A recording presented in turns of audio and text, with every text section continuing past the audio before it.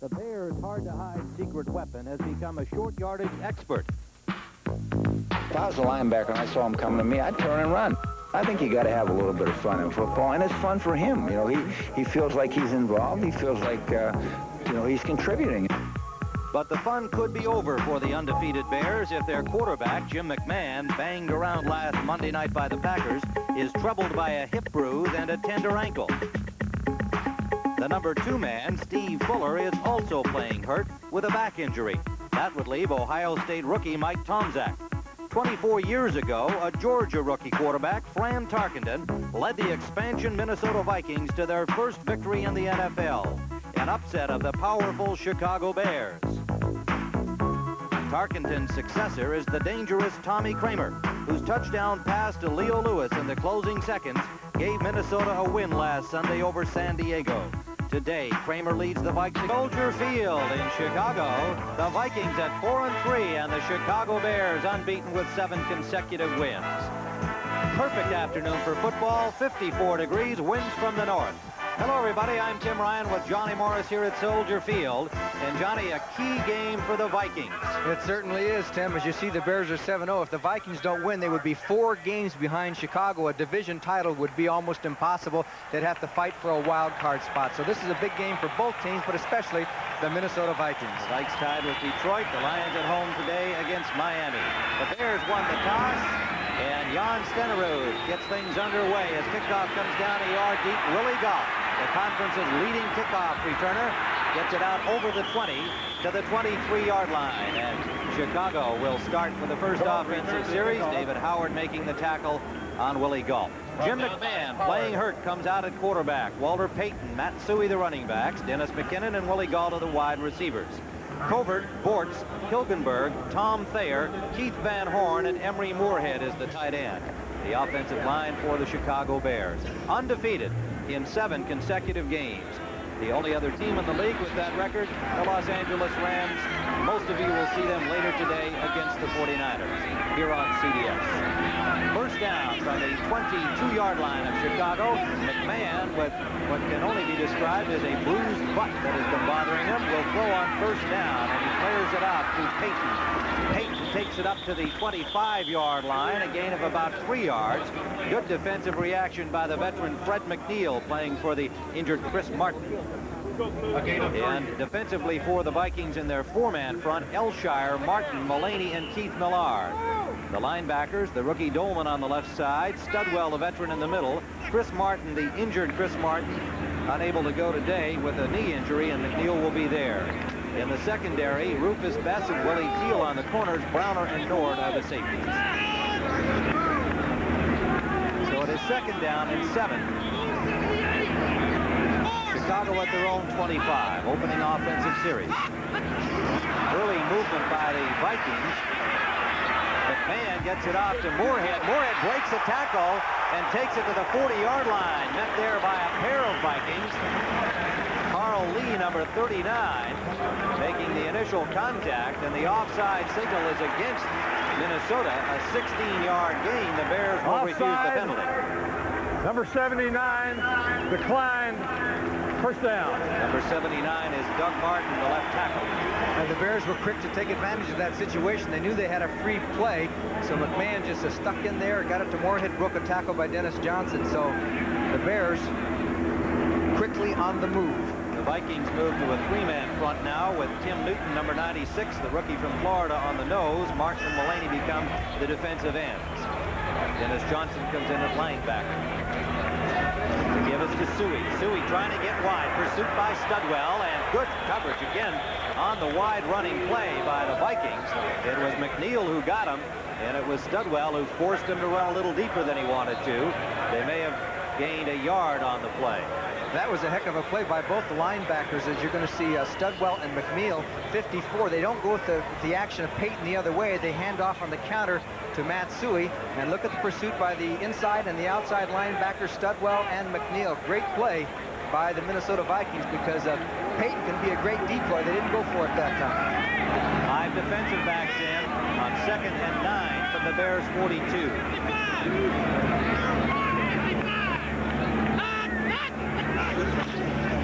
Man to Payton. Payton into his own blocker, but got about 4, maybe 5 yards on his own individual effort. Studwell and McNeil, again, the tacklers. Fred McNeil, 33 years of age in his 12th year, cut earlier in the season, re-signed by the Vikings, and now finds himself back in his old starting role because of the injury to 3-year man Chris Martin today. It'll be 3rd down and 4, Chicago, from their own 46-yard line. McMahon will move to the shotgun. Kenny Marjoram is in the game for Chicago. 3 wide receivers, McKinnon involved with Marjoram. Here's McKinnon in motion. Early movement again by the Vikings. McMahon and whistles now as the flags came down. Keith Millard, number 75, was one of the obvious culprits.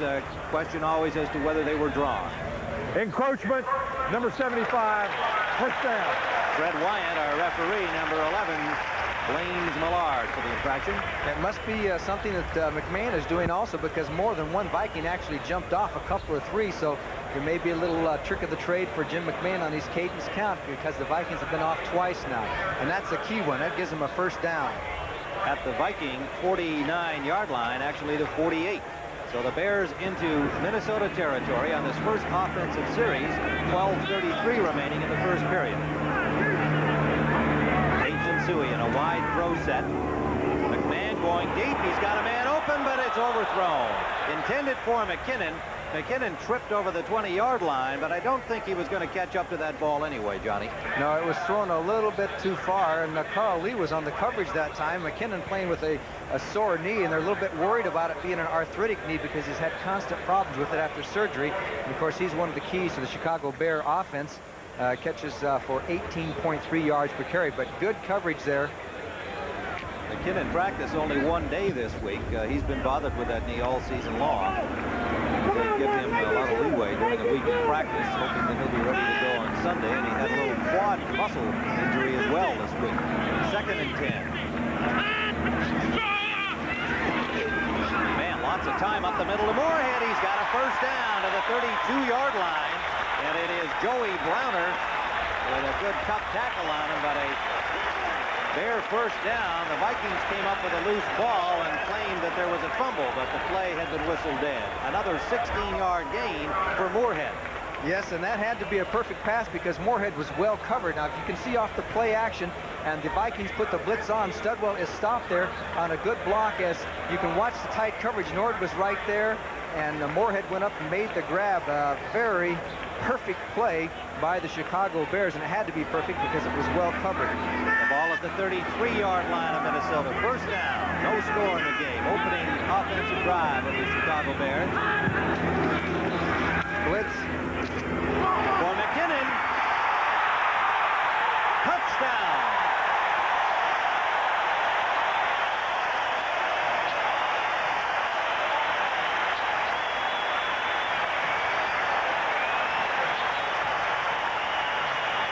Dennis McKinnon with a real good adjustment to the ball, Johnny. He certainly did. As you can see that the Vikings put the blitz on again. This time he threw it to the outside of McKinnon, who was beating Carl Lee, but he was over to his outside shoulder, and he had to take his head away from the ball and adjust and then dive into the end zone. A heck of a play by Dennis McKinnon as the Bears strike quickly. A couple of penalties help the cause for Chicago. Dennis McKinnon. For the point after, the rookie Fuller holding. Kevin Butler from Georgia, number 6. It is good. So the Chicago Bears march down the field. A couple of miscues by Minnesota contributing, and it is 7-0 Bears. The Bears have opened the scoring on their first offensive series, going 78 yards in 7 plays, and using up 3:31 on the clock. 2 rushes and 5 passes. McMahon to McKinnon, 33 yards out. And so goes the strategy that the Bears were thinking about, trying to run the ball because of the fact that they fear Tommy Kramer's quarterbacking so much. They tried. Oh, short kick. Short kick to Buster Rhymes at the 19, and Rhymes, second only to Galt in the conference on kickoff returns, gets it over the 30 to about the 32-yard line. And yes, I think the refrigerator man, William Perry, was in on that tackle. The Vikings will bring out Tommy Kramer at quarterback, and he has been Chicago Bears. Darren Nelson and Anderson, the running backs. Lewis and Carter, the wide receivers. The line, Rouse, Boyd, Swilly, Tausch, Irwin, and the tight end, Steve Jordan. Tommy Kramer. The Bears are in their 46th defense on the first play here on defense. Motion comes Carter, number 81, and Kramer will throw. Kramer has a man. It's the tight end, Jordan, close to the first down yardage. Number 83, Steve Jordan. A heck of a play by Jordan as they beat the 46 defense. He had man-for-man coverage. Wilbur Marshall had to cover Jordan all over the field as you look at the defensive line of the Chicago Bears with Hartenstein, McMichael, Hampton, and Richard Dent. And linebackers Wilson, Singletary, and Marshall, who was on the coverage that last time. And there is the same defensive secondary they've had all season, anchored by the free safety, Gary Fenson. Steve Jordan caught 8 passes last week against San Diego as the tight ends got 12 overall in that game. Second and less than a yard. Darren Nelson has the first down yardage. A flag on the play. It's going to go against Minnesota again, I believe. Fred Wyant signaling the penalty against the Vikings. Anderson went forward. You can go in motion, but you got to go sideways. Alfred Anderson, the second-year man from Baylor. Illegal motion, number 20. Second down. Well, they charged Darren Nelson, number 20, with the infraction. We thought it was Anderson. The effect is the same. A 5-yard loss will leave it second and about 5.5. The ball now back at the 36-yard line of the Vikings. All the talk this week in Chicago has been about the refrigerator. Their number 1 pick, William Perry, who's become an offensive running threat. You may or may not get to see him do his thing here this afternoon. He was in on the tackle on that kickoff. Check him down. Up the middle quickly to the tight end, and Singletary has Jordan immediately after a gain of only a couple, and getting in on it as well was Wilbur Marshall, number 58. A pickup, well, a little more than we thought on forward progress. It will be about a 4-yard gain to the 40-yard line and leave third and a long yard. Perry comes in. Hartenstein comes out for the Chicago Bears. Perry normally plays in the short yardage situations defensively, and as we commented, and you no doubt have heard and read, he's now playing on them offensively. Carter, Jones, and Lewis, the wide receivers for the Vikings. The rush is on, and Perry has Kramer.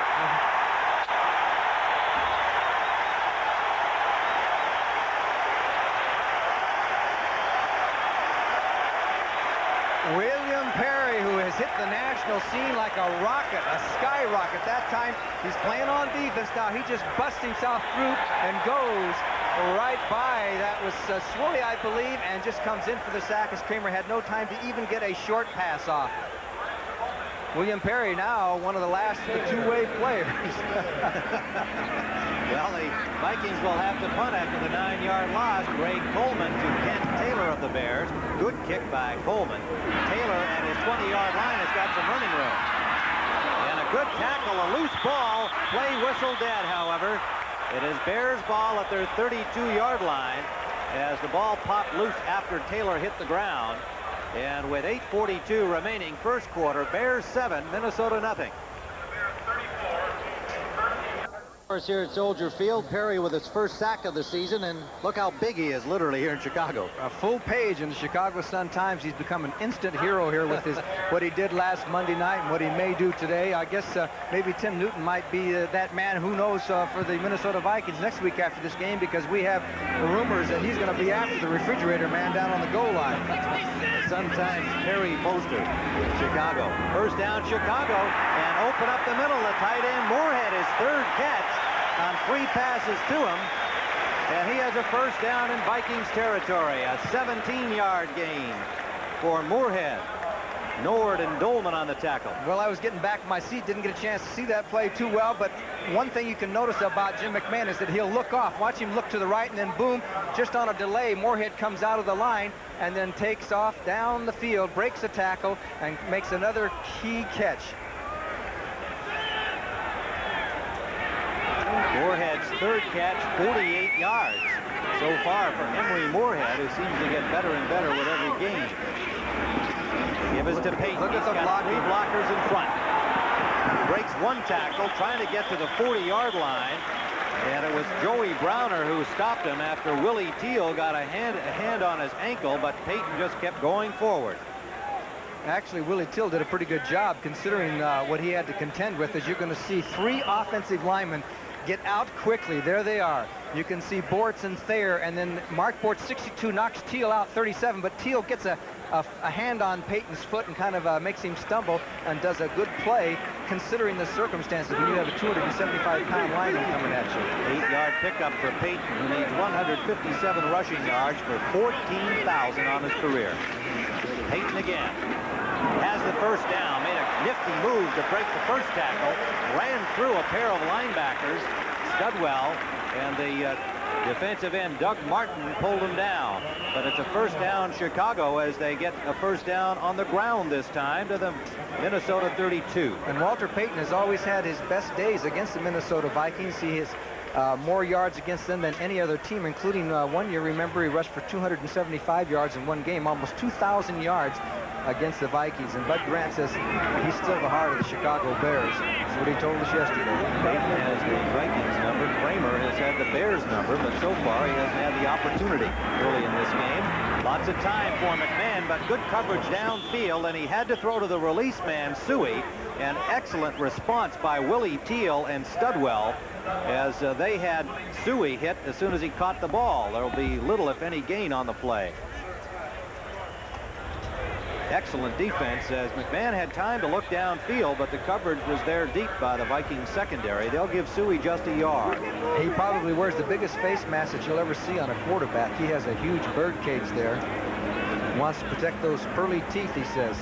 Doesn't want to get him knocked out, and I don't blame him. Chicago with 106 yards of offense with 5:50 remaining in the first quarter. Minnesota has only 5 yards. The Bears have had the football. Suey gets away from Best, but Best did a good job turning him into the traffic. Suey pulled down by Doug Martin and Willie Teal after a gain of maybe 5 yards. It'll leave 3rd and a long 3. Well, a little more than that.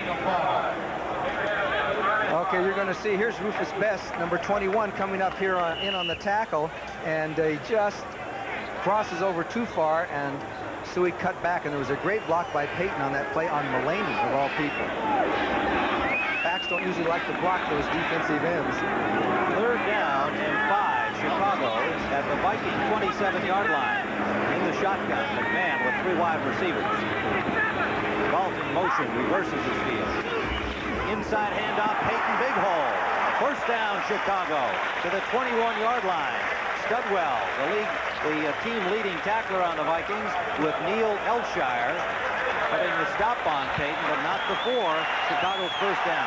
They're getting huge chunks of yardage as it's just an inside handoff. Bortz comes across on a great trap block. Had it not been for Studwell, who filled the hole quickly there, Payton could have gone for a big yardage as Bears moving the ball at will here early in the game. There, as I was mentioning, his 275 yards against the Minnesota Vikings. Vikings stay with their 3-man front. Newton on the nose, Martin and Mulaney the tackles, 4 linebackers, and McMahon didn't like something he saw on first down at the 22, and the Bears will take a timeout. So we have 4:12 remaining first quarter at Soldier Field. Chicago 7, Minnesota nothing.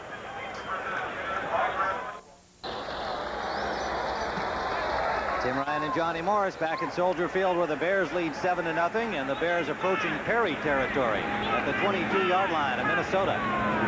In motion, McKinnon off the ball. Fake pitch out. McMahon eludes the rush. Galt in the corner. Out of bounds. Incomplete. Galt actually found himself out of bounds, tried to get back inbounds. You can't do that to begin with. He did catch the ball, and as it turned out, he had at least 1 foot out of bounds. Well, you can see a great reaction by McMahon after the fake here. As you can see, Studwell almost had him dead to rights, and McMahon got away from him and had to ad-lib it, and the Bears almost came up with a touchdown as Galt was out of bounds. It was a good call. Now, here comes Mark Mulaney after McMahon throws the ball and gives him a little shot there. But he says, no, I didn't touch him. No, I had tried to stop. Extra defensive back in. 5 of them now in the secondary on 2nd and 10. McMahon flares it out to Peyton. Peyton has Browner to beat. Can't do it. Good work by Joey Browner, number 47, who was right there as the ball arrived, the third-year man from USC, and drove Peyton out of bounds. You know, that was a super play because Browner had to take Peyton man for man out there after Peyton caught the ball, and he's really having a good season. He's at home at the strong safety spot. He's come up with a lot of key fumbles and forced fumbles and interceptions, playing very, very good football, and that was an example of it, because how many times have you seen Walter Payton fake guys out there in the flat like that? 4 down linemen now for the Vikings on this 3rd and 5. The ball at the 17-yard line. 3rd and 5. And is 7 of 9 at this point. Steps up away from the rush and hits Peyton. Peyton to the 10. A flag is down. Peyton has first down yardage. Studwell made the tackle, and the flag is going to be against Chicago. Interference, offensive interference is the preliminary signal. We'll hear it from Fred Wyatt momentarily. Now they might have called that on, I'm going to take a guess here, they might have called that on Peyton. I'm not sure because the flag was real late and he had come over the middle. Pass interference, number 34, 3rd down. You got it, Johnny. Yes, I think he pushed off, and that's one of those situations where a defender confronts the offensive receiver, and it's the referee's judgment as to who pushed off or who was doing something illegal. And Peyton got a little push off and got a couple of steps there on Studwell, but that's a big job for Studwell anyway, under any circumstances, to try and cover Peyton. 3:53 to go in this first period, with the Bears backed up now to the Vikings 28-yard line. It'll be 3rd and 15. This is a big series for the Vikings' defensive confidence to stop the Bears here. Brad Anderson goes wide right, number 86. Kenny Marjoram wide left. 2 new wide receivers in the game on this passing situation. And in the shotgun. Galt was in the backfield. Galt. And again, good defensive reaction. And it was Rufus Best, number 21, who made the tackle.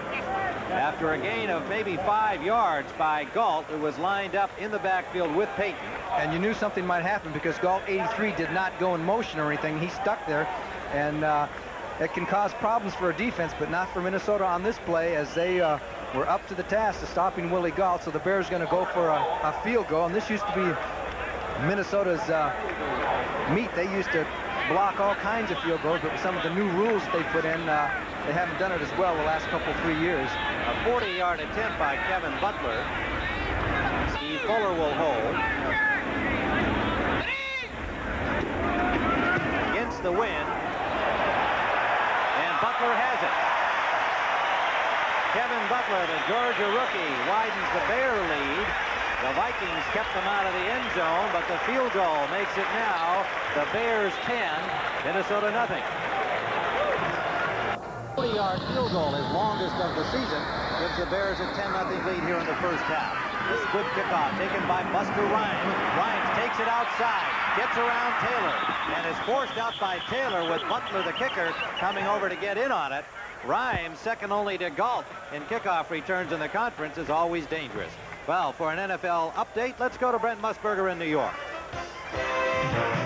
Well, Tim, the Washington Redskins have jumped up against the Cleveland Browns. Here's Joe Theismann hitting his rookie wide receiver, Gary Clark, made it 14-0, and the Redskins are threatening again. Let's go back to Tim and Johnny. All right, Brent, and we note that Detroit has taken the early lead over Miami in that game. A big one for the Lions and the Dolphins, indeed. Got in the lead in the AFC East. Lions tied with the Vikings in the NFC Central. Kramer on first down. He's got Nelson wide open. Darren Nelson a first down to the 35-yard line. And Leslie Frazier forced him out, a 13-yard pickup, and nobody had young Mr. Nelson. They certainly did not, as the Minnesota Vikings are not trying to set up a running game. They don't bother to do that anymore. He just hits these short passes to his backs and tight ends, and Nelson had a lot of running room that time, went out of bounds, first down, and all of a sudden the Minnesota Vikings are deep in Bear territory, and that shows you what a good kickoff return will do for you. They are at the 34-yard line. It's their first down of the first half. They've had the ball only 2 minutes and 37 seconds until this series. They give it to Anderson. Anderson got away from one tackle, then missed the shot at him, but Wilbur Marshall was right behind the second-year man from Florida and wrapped him up after a gain of 2, maybe only a yard on the play. Wilbur Marshall, a Bear #1 draft choice a year ago. As you could see the linebackers adjusting, and you could see Marshall, who got a game ball last week, played off the block by Jones, and then Jordan, I should say, and comes up to get Anderson. Wilbur Marshall, who is growing into his linebacker position very quickly after the holdout by Al Harris. And even as it develops, a loss of about a half yard on the play. Forward progress by Anderson didn't get him to the line of scrimmage, with Marshall reacting quickly. Anthony Carter, Leo Lewis, and the wide receiver. Blitz. On 2nd and 11, the blitz on. Good move by Kramer. Kramer to the tight end, incomplete. Intended for Jordan, with coverage by Singletary. And a good move by Kramer, who just seems to have that knack to be able to duck up under the rush, generally coming forward inside the pocket. And talking to Kramer, he said, well, it's a challenge to play the Bears. He said, I think they've got the best defense in the league, and I like to go out there and try and beat them, and he's been very successful at it. Contrarily, the Bears defensive coordinator, Buddy Ryan, and all of the Bears players have enormous respect for Kramer. Well, he completed 28 out of 55 a few weeks ago when the Vikings were beating the Bears handily until McMahon came in. 3 wide receivers on 3rd down.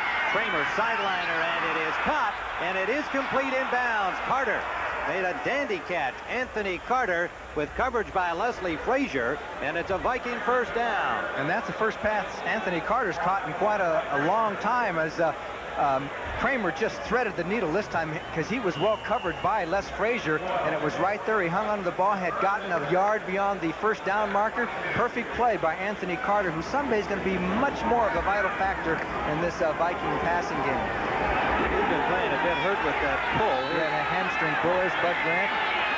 Your gray sweatshirt on the sideline. He'd like it colder. I think it's too warm today for football in Chicago. Here they come. The blitz on, and in the corner it is incomplete. Intended for Carter again, just overthrown. He had a step on Frazier.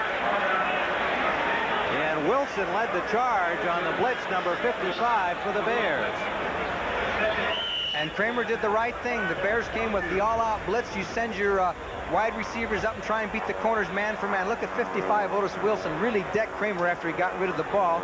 And that's the way you got to try and beat the Bear defense, because they throw everybody at you, and you got linebackers covering tight ends by themselves and one-on-one on the outside many times. 2 tight ends are in. Steve Jordan joined by Mike Bellarkey, number 86. 2nd down, 10 yards to go. Minnesota trailing 10-0. Here they come again. First period. The corner pass for Leo Lewis, well overthrown. Kramer simply had to let that go far too early. Well, he saw the blitz coming. It was coming in hard by Marshall, and he just didn't make a good pass on that one because he had to throw it too soon. It'll leave a 3rd and 10. And Ken Taylor was out there on the corner for the Bears on that particular play. In comes Darren Nelson. Out goes Anderson offensively for the Vikings. Big play for them here in terms of the early portion of this game. A 10-0 Bear lead. 29 seconds remaining first period. The first opportunity the Vikings have had to do anything offensively in the game. 3 wide receivers. Leo Lewis, last week's hero, in motion. The pass up the middle is complete. What a pass by Kramer to Anthony Carter. Made a good catch. A flag down on the play. He got to the 15-yard line, short of the first down, but a flag on the play. And you look at the Bears bring everybody but the kitchen sink here. 50 Singletary's coming up the slot. So is Wilbur Marshall. Kramer does a great job of getting the ball off, and a good catch, but it's all for naught as the Vikings holding number 68. 3rd down. Freddie Wyatt calls Curtis Rouse, the left tackle, one of the 2 300-pounders on this Viking roster. And he's called for the hold. And there's a discussion with the Bears here. Bensick and Singletary talking it over. Holding number 68. 3rd down.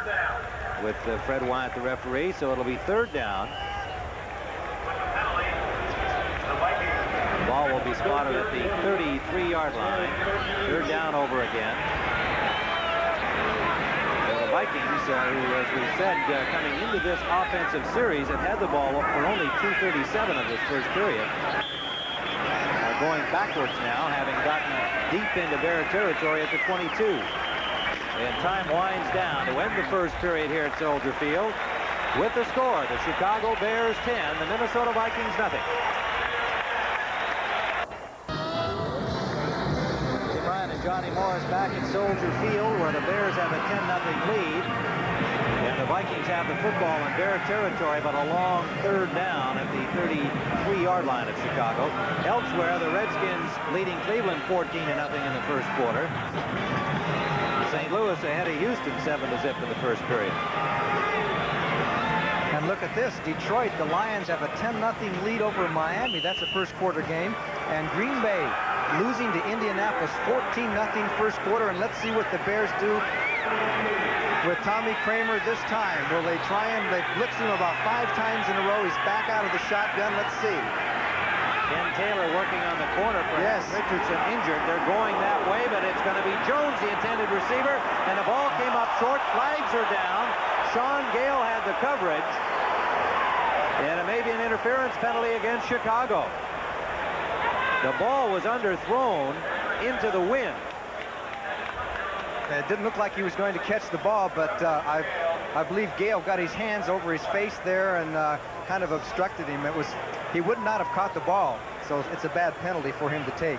Pass interference, number 23, first down. It cost the Bears 27 yards and a scoring opportunity now for the Vikes. And the Bears had safety blitzes on Kramer. He threw the ball up. There's 23 covering on Jones, 89. The ball was short, and he put his hand right across his face and he knew he had done it. He knew he had done it. Good call. First down at the 11-yard line of the 6-yard line of the Chicago Bears. First and goal. This is Nelson. Nelson gets close to the 1-yard line. Good blocking out the right side by Swilly, Tausch, and Irwin. The right side of the Vikings offensive line. And Nelson, not a big guy, but quick and likes to run inside at 5'9", 180. Just hid himself among the big guys. And the refrigerator's coming in, not on offense, but on defense this time, along with Tyrone Keys, number 98. Bears goal line defense gets ready here on second and goal from the 1-yard line. 10-0 Bear lead. Vikings on the doorstep. 2 tight ends are in, Jordan and Malaki. Anderson and Nelson, the running backs. Kramer side left. Darren Nelson, and touchdown. Nelson was hit behind the line, but squirted in with his forward progress. And the Vikings have put 6 points up on the scoreboard as we have just begun the second quarter. Let's take a look at it as the Vikings come across with a lead blocker. Sometimes when you're that close, you can have somebody knife through, but this time they got some good blocking up front, and Nelson just kind of scraped his way through, got into the end zone with a little persistence, and the Vikings are back in this football game. And oh, how important a penalty can be.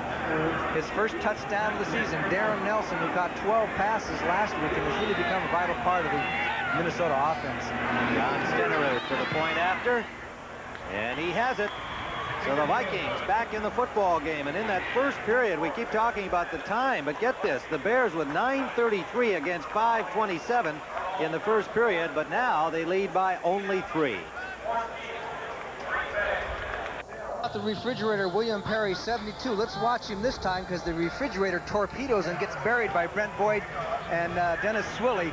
72 right there. He submarines, and the Vikings say, okay, down you go. And of course the run went off tackle, and the refrig was no factor. And it's Willie Galt returning Stenerud's kickoff from the 5-yard line and gets well upfield to about the 37 before he's stopped by Carl Lee. So the Bears will have good field position after the Vikings had reduced the margin to 3 points, going 46 yards in 8 plays, passing 5 times, running for 3, and using up 3:31 on the clock. In that first quarter, the Vikings had -1 yard rushing and only 30 yards passing. But now we have just a 3-point game. The Bears will start from their 36-yard line, trying to stretch their victory scheme to 8. The Rams later today against the 49ers here on CBS. Suey and Payton in the pro set. McMahon on first down to Galt, and incomplete.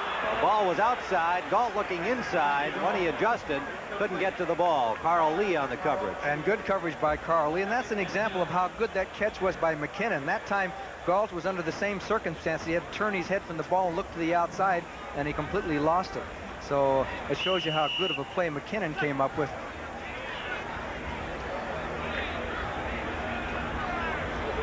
So it'll be 2nd and 10 from the 36-yard line, pardon me, of the Chicago Bears.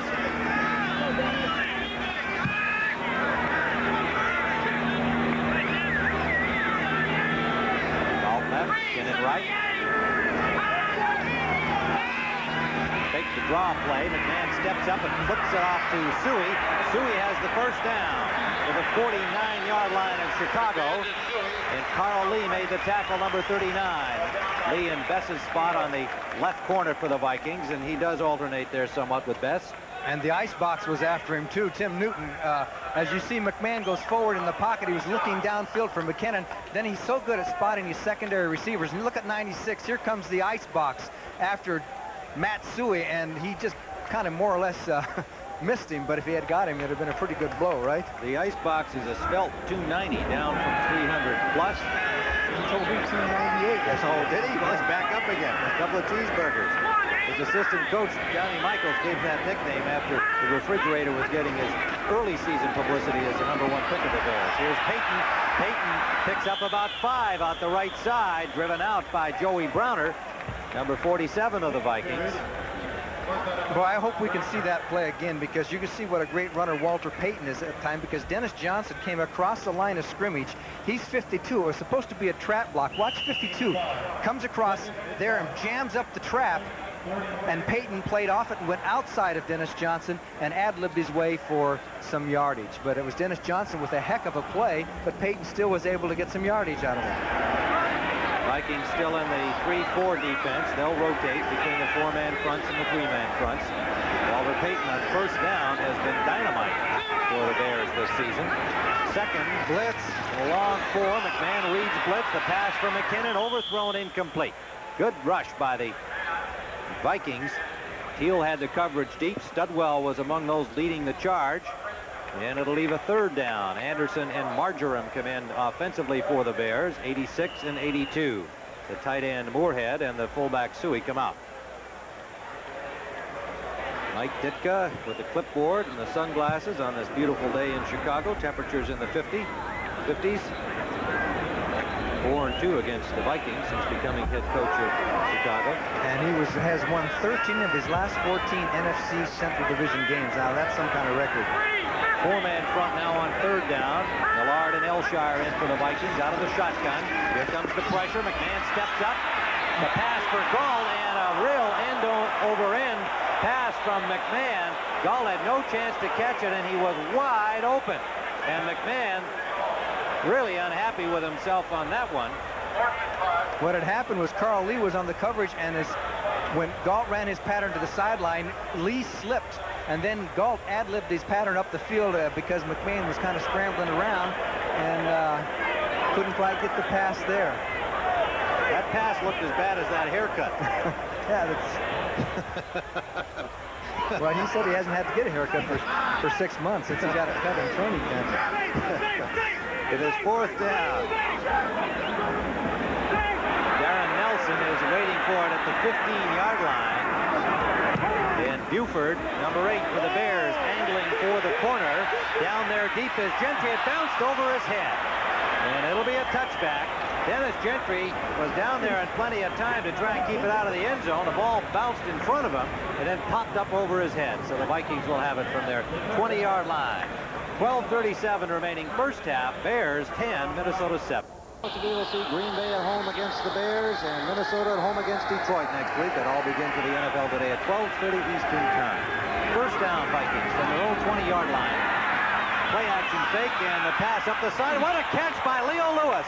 And Lewis out of bounds with a first down in Bears territory. Little Leo Lewis makes a dazzling catch, and he caught it over the rookie cornerback Ken Taylor. That's right. The Vikings apparently went right after Taylor because Taylor's in for Mike Richardson, who has a kind of a pulled hamstring, and he has good coverage, but this is a question of Lewis looking back for that ball, leaping up. He has great leaping ability and makes the grab. Key play for the Vikings. Of course, Viking fans won't forget the catch he made last week, and that was kind of like that, reminiscent. It was the winner in the end zone against San Diego when they roll him out of bounds in Viking territory at the 49. First down, Minnesota. Kramer has him rolling. Forced out of the pocket. To the short man, it's complete to Darren Nelson, and Nelson gets up. Nobody had tackled him, so he picks up another yard, and Ken Taylor puts the hit on him there. Mike Richardson, the veteran and the regular on the corner, left the game with a hamstring pull. Ken Taylor, a free agent from Oregon State. Okay, you can see that he gives a little bit more room. Sometimes the defense will dictate that, because you can see Duerson, 22, going out there as the short man, and this was an ad-lib pattern because of the fact that Kramer rolled out and they made a completion out of it. So Ken Taylor on the spot. Yes, he is. And Nelson got to within the length of the football from the first down yardage with that second effort. And a little discussion on the field here about whether they're now going to ask for a measurement, perhaps. And I don't know what the delay is. Kramer, I think, is suggesting that they'd like to have a look. And they're going to bring the sticks out. This is a great situation. I love it. 2nd and 1.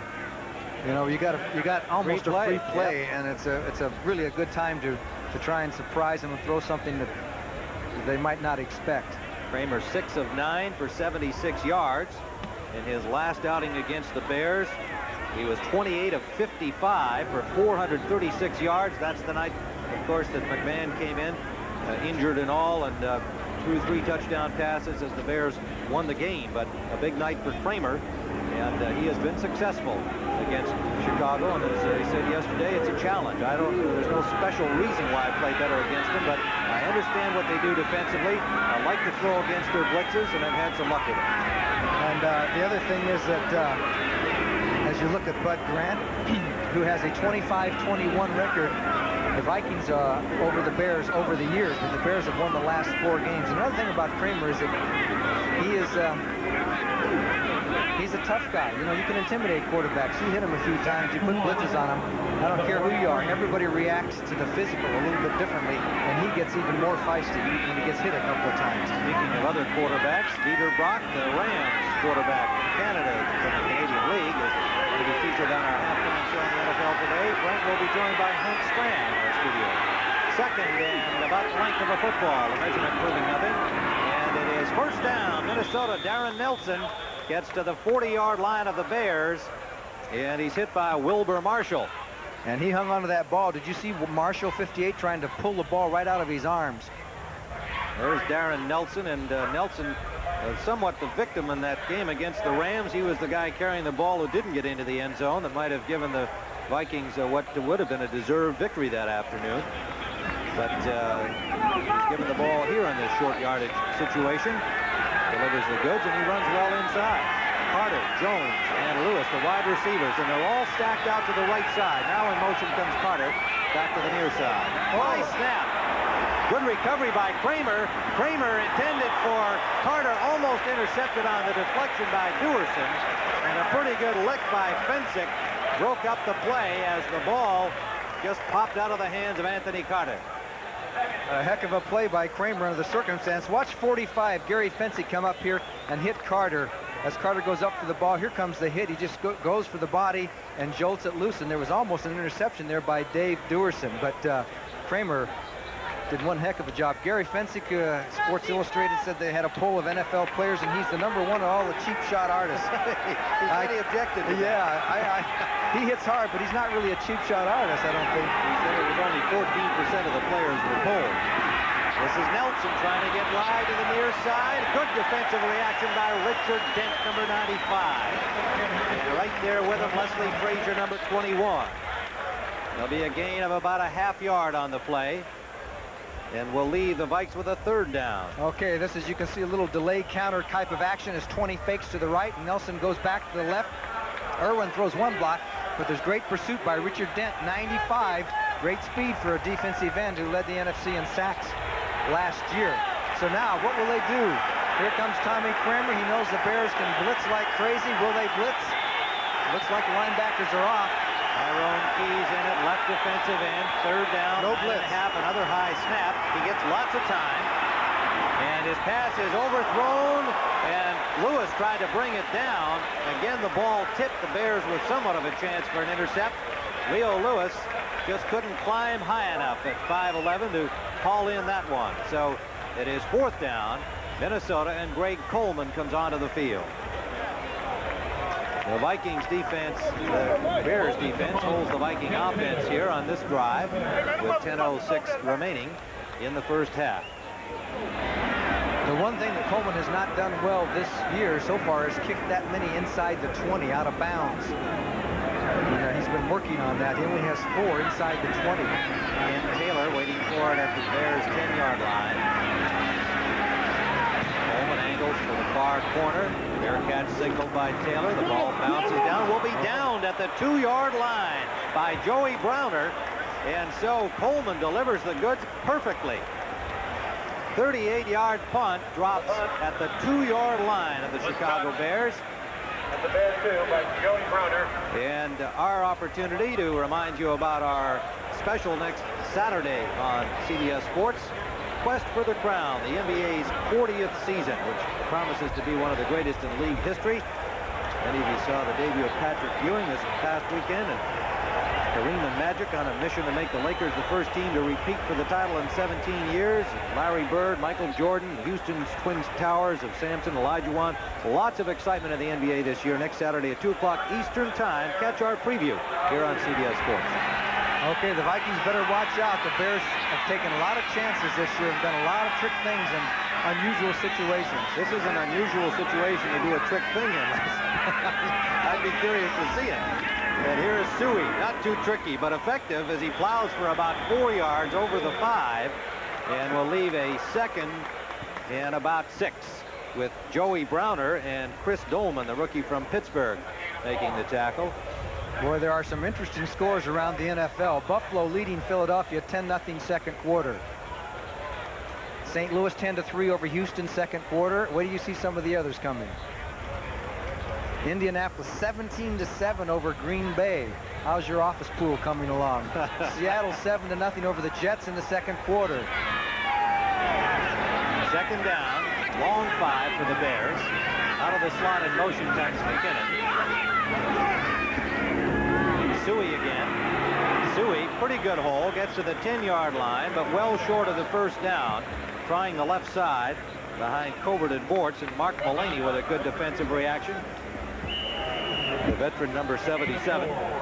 Tampa Bay looking for their first win, beating New England 14-6. The Buccaneers deserve a win. They've lost 7 games and a lot of tough ones. In Detroit, 17-7 over Miami. That's the second quarter score. 3rd down and about 2 yards to go. Bears at their 10-yard line.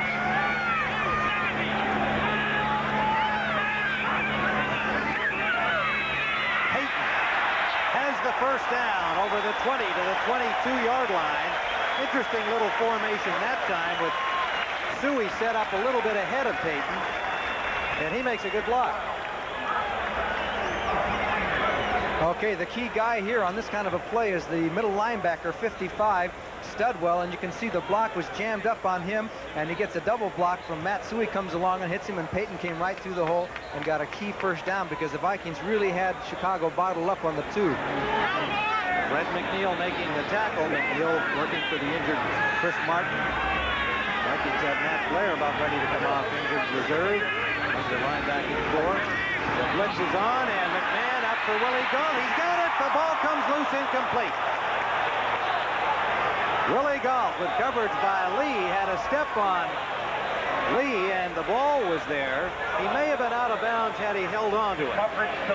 Well, it was a situation that a lot of times Tommy Kramer is in. The Vikings came with the all-out blitz. McMahon saw it. So what do they do these days? They just let the wide receiver takes off the field, and you hope that he can beat the cornerback on coverage. And Gault did have a step, but Lee made the most of it there as he put the hit on him as the ball came in and kind of stripped the ball a little bit loose as he was coming down the field. So good play by Carl Lee. Yes, he salvaged the play there for Minnesota. The play indicated he would have been inbound. 2nd and 10. They give us to Suey. Suey trying to get wide left. Studwell in pursuit. Studwell took quite a shot at him. Yep, he's going to get him down. as Suey dived to the 30-yard line. That looked like it was a pretty good right cross by Scott Studwell. But it looked like he actually missed. It looked like he was trying to hit him in the head, and he may have just skinned the top of his head, yet he's going to get a penalty out of it. So I think he got him more for intent than the infraction. I'm not sure. Maybe we'll get another look at it. But anyway, it's going to be a key penalty because it's going to give a first down to Chicago. Personal foul, number 55, first down. Studwell, well, he plays this game with a lot of intensity, and he might have been a little too intense on this play. And he says, I never touched him. You could hear him say that all the way up here. Okay, he plays off the block there by Jimbo Covert. Now, the Vikings had this play stopped. Now, here, watch his right arm. See, he took a shot at him with his right hand there. It looked like he missed him. I think Suey dove under it. Yeah, I think he dove under it. So he was, it was intent to harm, I guess. Yeah. There wasn't much doubt about him taking a swat at him, but it is a penalty against the Vikings. Studwell told us yesterday there's no love lost between these two teams. He wasn't giving any on that play. First down. Bears at their own 44-yard line. Play action. McMahon gets time, and the pass intended for Marjoram incomplete. Good coverage downfield by Willie Teal, who was with Marjoram step for step. And no opportunity to get turned around and get at that ball that was thrown a little long. So it is 2nd and 10. You know, the Vikings are putting pretty good pressure on McMahon. He hasn't had all that much pressure this year. The Bear offensive line has done well. I know they've added some blitzes, but McMahon's having to move around quite a bit in that pocket and throw hurriedly. Now, he's been effective on first down passes throughout the season, and when Peyton has been given the ball to run, he's been doing it. They've averaged 6 yards a play on first down. Big part of their success. That's a key statistic. 6 yards a pop on the first is very impressive. 7:25 to go first half. This is Suey.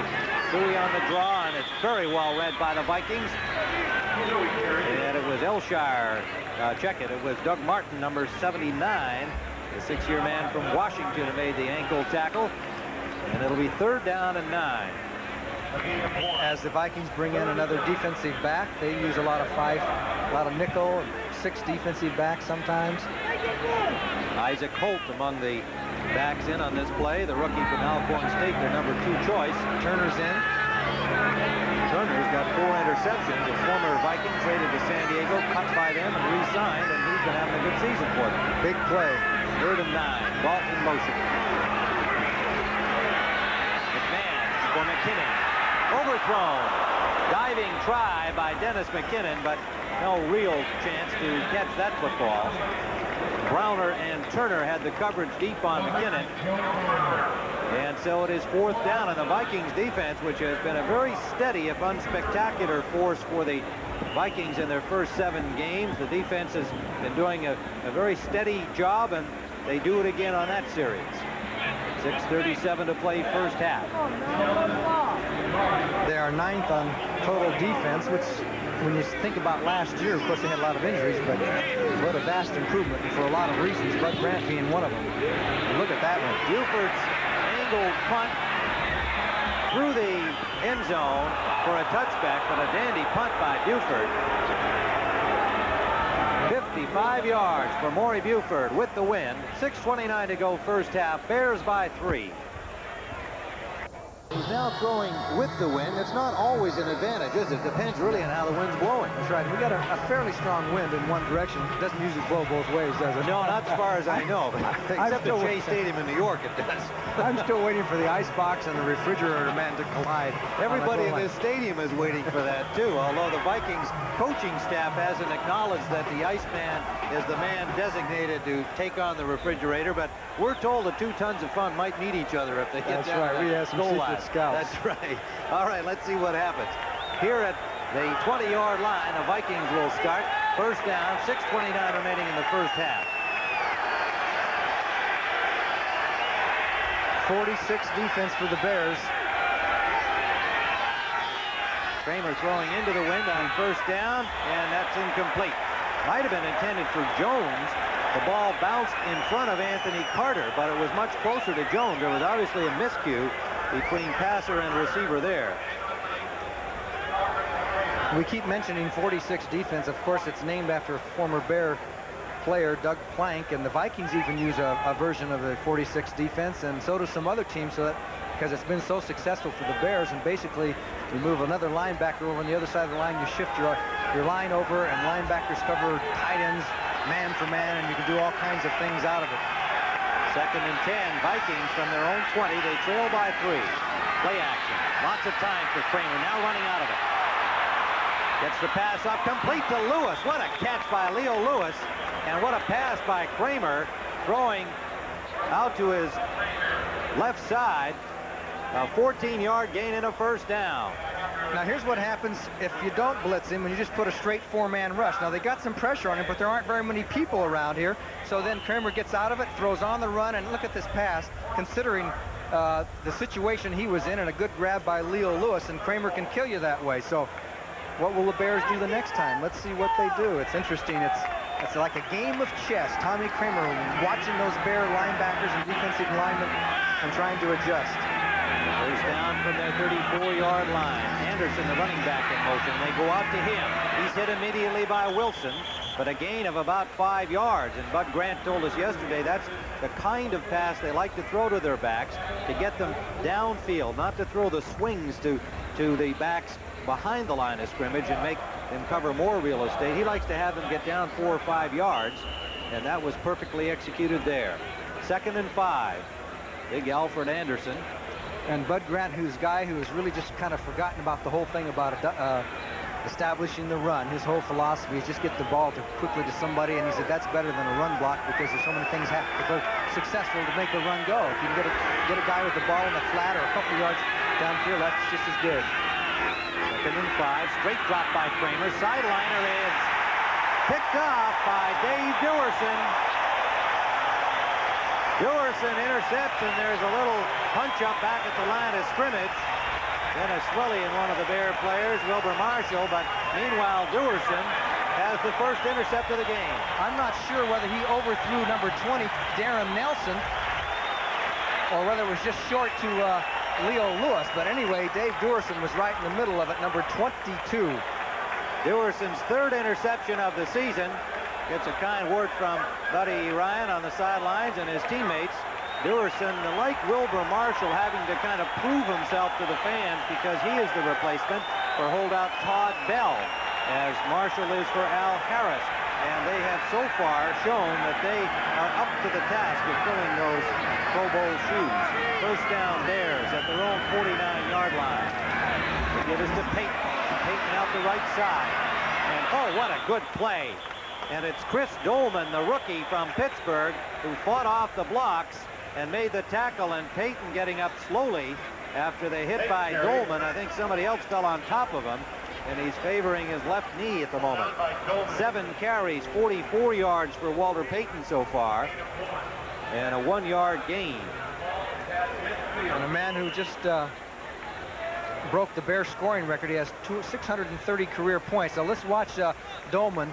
He's number 56. Bortz tries to throw the block on him. He goes over the block and then makes the ankle tackle and brings down Walter Payton, and it's hard to tell where he got hurt. 2nd and 9, Chicago play action. McMahon screen pass Payton. Payton gets one block, but again, good defensive reaction. Joey Browner coming up. Browner has been around Payton all day, and that gain is about maybe 2 yards. We'll leave a 3rd and 7. Terrific play by Browner. I mean, Payton had a good situation out there. He had a blocker, and Browner got through, made the ankle tackle. Third-year man from USC, was their first choice in 1983. Had somewhat of a shaky rookie year. Of course, Bud Grant doesn't play rookies a lot anyway. And with the new coach Les Steckel last year, some changes in the positions he was playing, and this year really settling in at safety. 6 defensive backs in on 3rd down for the Vikings. At the Vikings 49. McMahon sails it downfield for Marjoram, and Marjoram, what a battle for it. Who's got it? It is Willie Teal with the interception. Teal and Marjoram, and Willie Teal made a spectacular catch. It was a flag pattern by Kenny Marjoram, number 82, and Jim McMahon threw it out there, and watch Teal. Marjoram made a real good job of trying to prevent the interception because the ball was thrown out way over more towards Teal's side, and they fight for the ball. They both have an equal right to it, and Marjoram makes a super grab, but Teal hangs onto the ball and actually became the receiver, and Marjoram became the defender. And a key play for the Vikings. First down, but deep in their own territory, but they'll take it, I'm sure. Willie Teal's first interception of the season gives them the first down at their own 8-yard line. So they get back the one they lost to Duerson just moments ago. Let's see if they go after Ken Taylor. Darren Nelson squirting ahead, got a good block inside. Steve McMichael made the tackle, but a pickup of 5, maybe 6 on the play. McMahon, we were talking about him being 0 for 5 at one stretch here in the second period. In the first quarter, he was 7 of 8 and a touchdown. In the second period, he is 2 of 9 and an interception. So the Vikings defense has turned things around against McMahon in the second quarter. 3:06 to play, first half. 2nd and 6. Kramer, sideline, incomplete. He had all kinds of coverage there and threw it out of bounds deliberately. For an NFL update, let's go to our studios in New York and Brent Musburger. Well, Tim, the Dallas Cowboys explode with a big play. Good blocking up front. And watch Tony Dorsett. He'll do the rest. 60 yards for a touchdown. And now the Cowboys have come back and they lead Atlanta 14-10. Back to Tim in Chicago. All right, Brent. Dallas at 5-2 atop the NFC East going into the game today. Giants behind them at 4-3. 3 wide receivers in on 3rd down for the Vikings. Nelson alone setback. Give it to Nelson, and Nelson has a good hole and bashes for the first down yardage, and he's got it. Gary Fensick put the hit on him, but credit the second effort by Nelson to get to the marker, and so the Vikings advance. They disdained the pass that time and figured the way the Bears had lined up defensively that they would just try and create a crease. They just a crisscross block and a nice trap, double trap. Terry Tausch threw a good block there as Darren Nelson got through it as they trapped the left side of the Bear defensive line, and that was a key play. First down, they maintained the ball. That was a heck of a play by the Vikings. The linemen really split the Bears open that time. Nelson, 19 yards on 6 carries. First down Vikings. With shotgun and the pass off to Nelson. Nelson will be close to the first down. Oh, he'll be short by about a yard. Fensick reacting to knock him out of bounds. Nelson's been a busy guy in this first half. Why is Kramer so great? Watch 22. Dave Duerson will come blitzing up the middle. Comes through Scott Clean. He knows right away if Duerson comes, that means a linebacker has to come over and cover the back out of the backfield, and no chance for him. And finally, Gary Fensick gets over to knock him out of bounds, but it was really Singletary who had to get over and make up the difference there. Tommy Kramer accepts the challenge, and in the second quarter, he started to really make things happen for the Vikings. They still trail 10-7. 2nd and 1. 46. Nelson, good hole. And Duerson with a good reaction to prevent that from going a long way. But it is first down Minnesota as we've reached the 2-minute warning here in the first half at Soldier Field. The Chicago Bears 10, the Minnesota Vikings 7. Their own 32-yard line. Tommy Kramer, 9 of 17, 104 yards at the moment. 10-7. Bear lead, 2 minutes to play first half. The pass tipped and incomplete, intended for Leo Lewis. Somebody appeared to get a hand on that. Yes, Lewis had inside position for the little quick post, and Kramer was real frustrated because they had another first down play on that one. We may see that play again. You see Kramer looking over to the sideline to pick up the signal from Mark Trestman, the assistant coach on the sidelines. Boy, Tommy Kramer, he's a guy that's paid his dues, hasn't he? Some of the injuries he's taken. Sure has. What a tough guy, and that's something that has a very large measure of respect from the Chicago Bears. Big drop this time. Kramer steps up in the pocket, hits Anderson. He's dropped immediately by Singletary. A gain of maybe 4-5 yards on the play. It'll be 3rd down and 5. It's amazing how Kramer moves around in the pocket that time. That was a 4-man rush. They were really caving on him. He just kind of He's not what you call a scrambler, but he floats forward in the cup and sideways and just kind of has a knack of finding the place so he can get the pass off. We talked to him a couple of weeks ago during another game. He said, I'm not a runner. He said, don't get me wrong. I don't consider myself a runner or a scrambler, but he does have that sixth sense and eyes in the back of his head. Up the middle for Jones, overthrown, incomplete. Intended for Mike Jones, number 89. Les Frazier had the coverage, and Mike Richardson has not returned to this game for the Bears in their secondary with his hamstring injury, and so the rookie Ken Taylor continues in his cornerback spot. But the Bears did the job defensively on that series. Minnesota will punt with 1:12 remaining first half. Now Coleman's going to be kicking against about a 10 or 15 mile-an-hour wind, I would guess. It's pretty strong against him in his face. There's Ken Taylor waiting for it at the Bears' 25-yard line. Coleman, a low kick, takes a Bears bounce. Well, unusual bounce. Didn't help anybody. Didn't help the Vikings. It comes down at about the 34-yard line where David Huffman covers it for Minnesota. 29-yarder. So Chicago with 1:03 has good field position and ample time to make something happen here, starting from their own 34. And shortly at halftime, the NFL Today will have Hank Stram in our studios with Brent Musburger. You'll get scores and highlights from around the league and a special look at Dieter Brock, former Winnipeg Blue Bomber star in the Canadian Football League. LA's Canadian Rocky now with the Rams and with an unbeaten football team. At 7-0. Later today, they play the 49ers here on CBS's doubleheader game. Inside handoff to Payton. Payton gets good blocking and will be close to the first down. Running behind Tom Thayer. Thayer stayed on his feet and took a couple of guys out without leaving his feet. And Payton followed along in his wake. 56 yards on 8 carries. That's 7 yards. 8 times 7 is 56, isn't it? It used to be.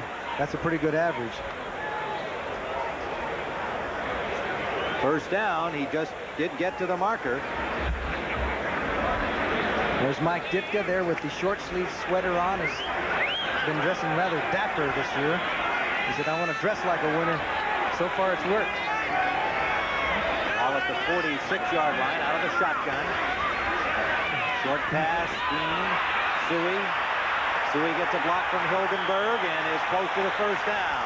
It'll be a gain of about 9 to the 45-yard line of Minnesota. Out of bounds with 49 seconds to play first half. They won't show up in the box score, but Joey Browner came up with another super play. He had to fend his way through a couple of offensive linemen there just to make that tackle. Second and about a half yard. Browner has been a force in this entire first half. He's been a very significant figure. In many cases, it's looked to me as though they've had him keeping a close eye on Payton because he's made a number of good plays on Walter Payton. Second D, dude. Take that big key. Second down out of the shotgun. Quick pass out to Moorhead. Moorhead has the first down, stops the clock at the 40-yard line. 46 seconds remaining. John Turner forced him out, number 27. Now, as they gradually get into field goal position, remember that 15-mile-an-hour wind I mentioned would now be at the Bears' back, so they could attempt a fairly long field goal. They're now at the 40-yard line. Just had a score handed us to us. Detroit leading Miami 24-14. And there's how the Bears have been moving their pass attack around. 4 to the tight ends, 9 to the wide receivers, and 5 to the running backs.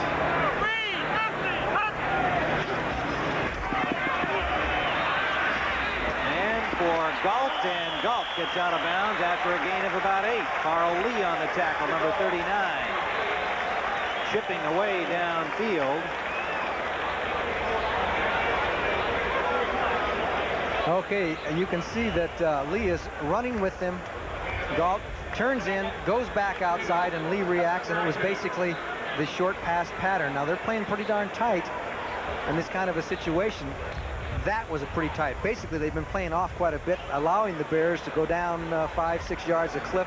They just don't want to get beat for the touchdown and then hope for the best on the field goal try. Carl Lee, probably the fastest Viking the entire roster, he's probably going to see a lot of Willie Galt today. 7 defensive backs in on 2nd and 2. Suey has a hole and a first down. But he's in the field of play with 35 seconds on the clock, so the Bears call timeout. Lee and Nord made the tackle for the Vikings. 35 seconds remaining first half, and the ball is now at the Vikings' 27-yard line.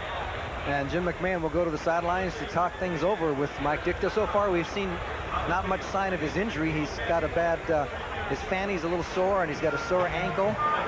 He said his fanny was a lot sore when I talked to him at practice. I guess it's like a deep bruise. And I said, well, you know, does it hurt mainly when you get knocked back on it? And he said, actually, it's when I pull out from center and I make that little turning step for a handoff or to set up in the pocket.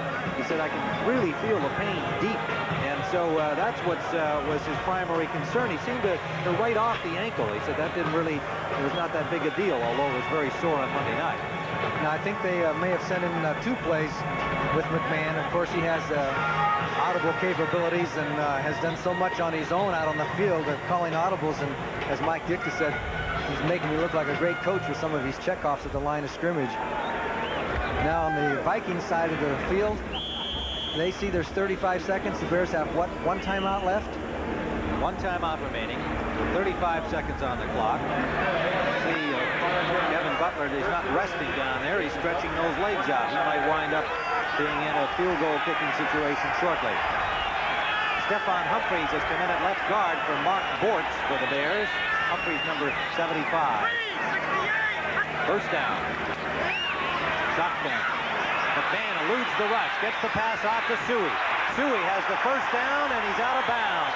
And there was McMahon showing the similar talent that Kramer has to be able to skip away from those on-rushing linemen and complete the pass on the run. Just a straight 4-man rush by the Vikings, and they put pretty good pressure as they do a little crisscross, and Mark Mulaney, 77, was putting the pressure on there, but McMahon went forward in the pocket a la Kramer and hit Suey, who has quietly had a very fine season for the Chicago Bears. And they're not using that much time on the clock. Still 28 seconds left. McMahon now 13 of 22, 136 yards, and he's hit his last 4 in a row as they're now at the 17-yard line. They got to be thinking touchdown now, not so much field goal. 28 seconds, still to play. Up the middle, incomplete. And it was over the head of Matt Suey.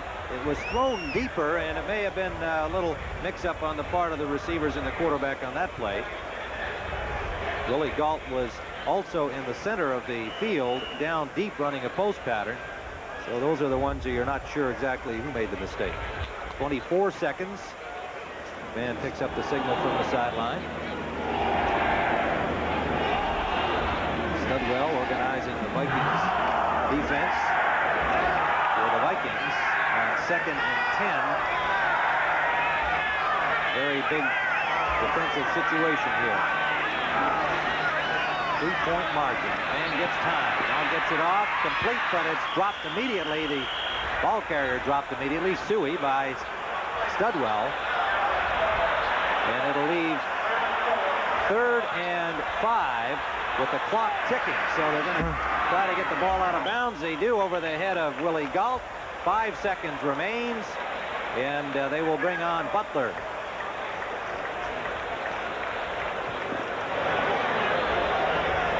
Butler, who has a 40-yarder already to his credit today, the longest field goal he has kicked this season. He's the leading scorer in the NFC. I think the leading scorer in the entire National Football League so far this season. Kevin Butler, a rookie from Georgia. Without defensive Bob Thomas, who wound up in San Diego. This one is a 29-yard try. Fuller will hold.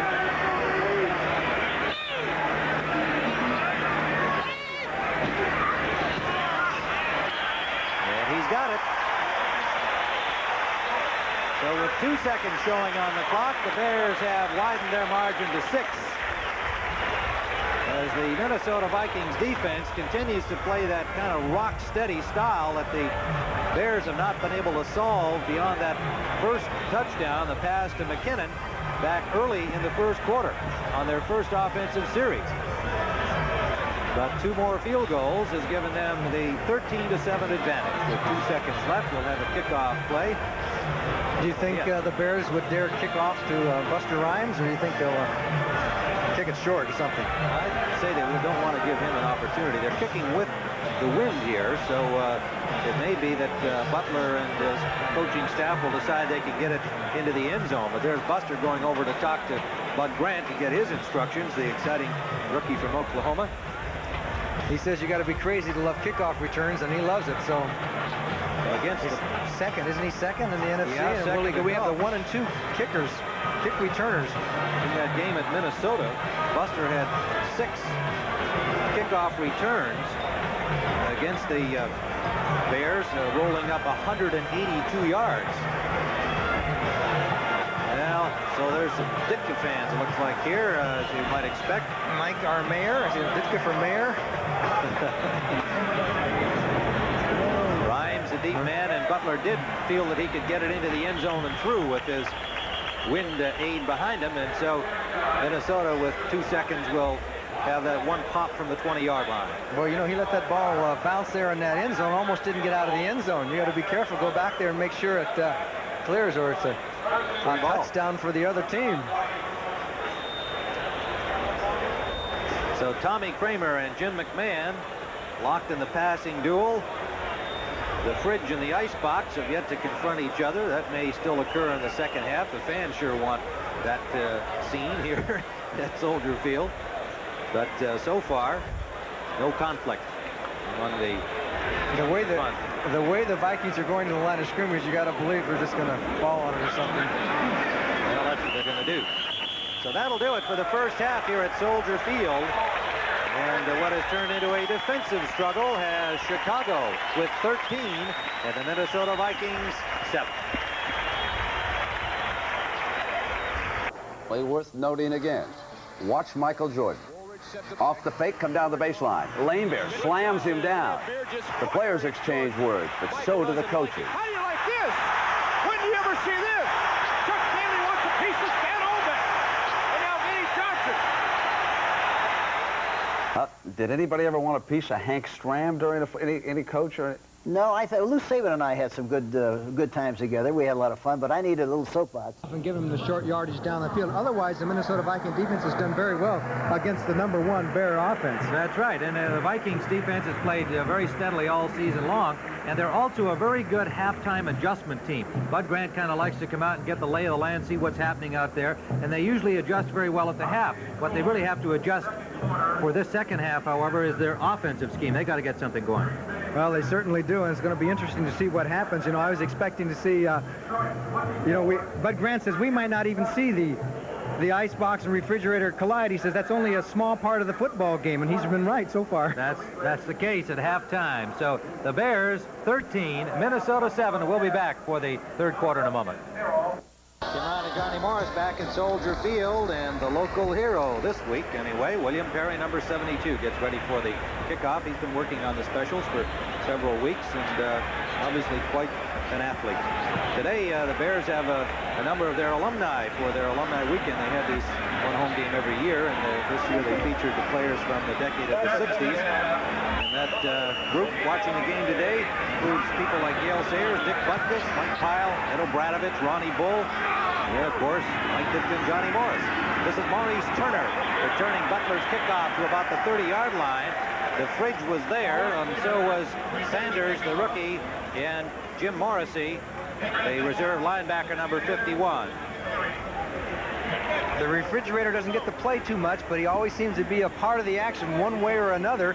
This time on the short kick, they're kicking off short, staying away from Buster Rhymes, and there's 72. That's Robert Smith trying to block on him. He just kind of sheds through him until he finds the one with the ball, I guess. It looked like he just knocked Smith back into the pileup. A lot of strength coming at you in motion, and he's on there now defensively. Perry at left defensive tackle to start this second half. The Vikings from their 30-yard line. In motion is Carter. Play action, Kramer. Kramer steps up, can't find an open man, goes to the release man, and Marshall just broke that up as it was intended for Steve Jordan, the tight end. And we see how things went in that first half. 230 total yards for the Bears. They had 14 first downs to 9 by the Vikings. They had the ball for about 5 more minutes, but they lead by only 6 points. McMahon was 14 of 25, 141 yards, a touchdown, and an intercept. Tommy Kramer, 10 of 20, 109 yards, and he had 1 interception. And only 21 yards rushing for Minnesota the entire first half. Walter Payton has 56 yards beginning the second half. 2nd and 10 Minnesota at the 30-yard line. Straight drop this time by Kramer. Sideliner incomplete to Lewis. Couldn't quite hold on. The ball was outside. He was looking inside, then turned around. Could not hold on to the ball. On the coverage, Ken Taylor again. You know, that was a great play to Lewis that time, because the wide receivers in all these situations are going straight up the field on the fly pattern.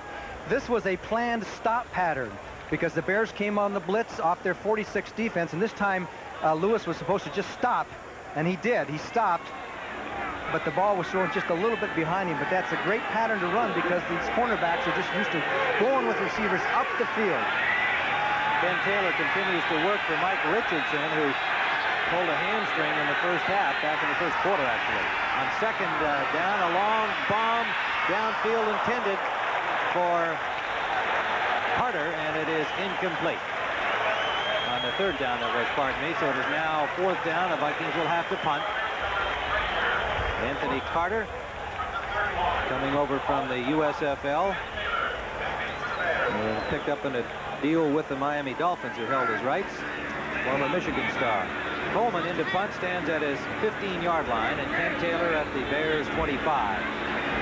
That entire series only took 24 seconds. They ran 3 plays, only took 24 seconds. Throw, throw, throw. Coleman with the win, gets a good kick.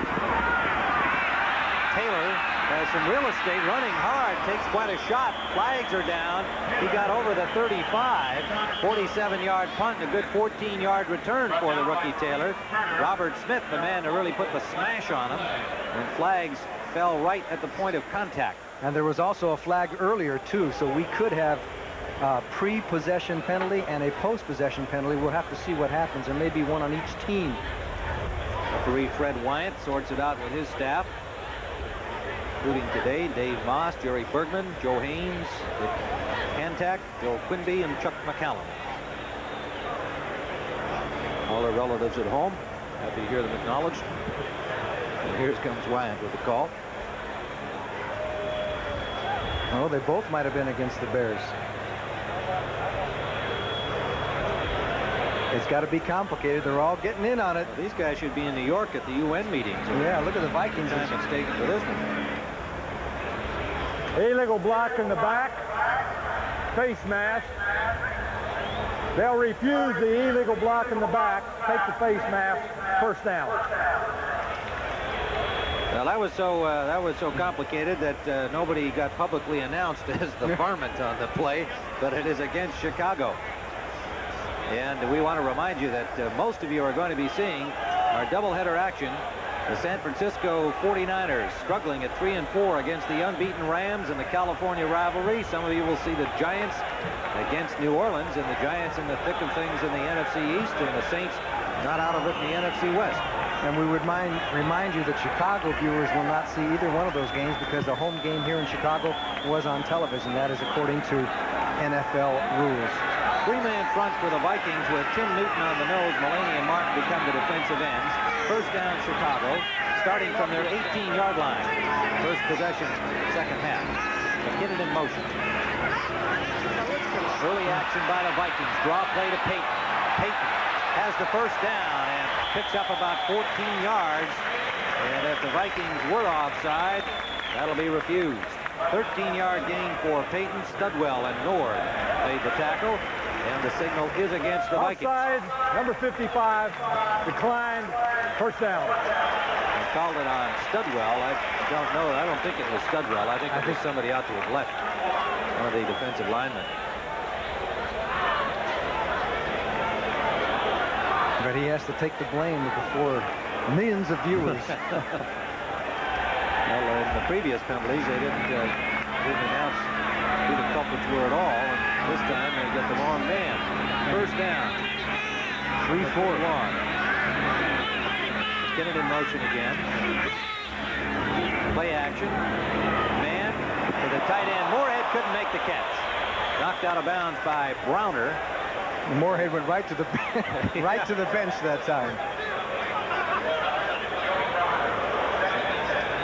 both teams have been throwing to their tight ends a lot more. The tight ends caught, I think 12 passes for Minnesota last week, and the tight ends for the Chicago Bears caught a bunch of passes too. Emery Moorhead, you can see his career statistics, has caught some key ones for the Bears.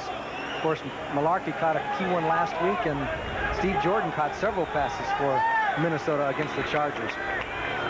Yeah, he had 8 last week. He had 4. Second and 10. Bears from their own 31-yard line. Walter Payton in motion out of the backfield throw set. Give it to Suey, a little collision with the quarterback. Studwell comes in, and he's able to slow up Suey with a little second effort, prevented a loss on the play, but the Vikings defensively reacted very well. Millard, Studwell, Bess, Teal all over there. Actually, McMahon and Suey collided. You're going to watch 55. That is Studwell. I think he takes a little straight arm here. Suey shows some old-style football here as Studwell gets through the block, and then Suey gives him that little straight arm and gets away and was able to scrape through for a couple, 3 yards. But I'll say one thing, Studwell was persistent, wasn't he? Persistent he is, the leading tackler on the Vikings. 99 tackles, counting solo and assists coming into this game today, and he's definitely the on-field leader defensively for the Vikings in every way. Out of the shotgun, Marjoram in at wide receiver. They flare it out to Payton, and there's Payton eluding the first attempt by Mullaney to stop him, and Payton turns what could have been about a 1-yard gain into about a 7 or 8 yard gain. But it'll still be 4th down. All right, they did not get the first down. So even though Mullaney didn't get him, he forced Payton to cut back, and there was some pursuit to prevent him from getting the first down. As you can see, Payton just goes out of the backfield, and here comes Mullaney, but he did force Payton to cut back, and that takes time and allows the pursuit to come in from the inside, and Payton could not get the first down. So Minnesota gets the ball back. Maury Buford gets it from the 29-yard line of the Bears.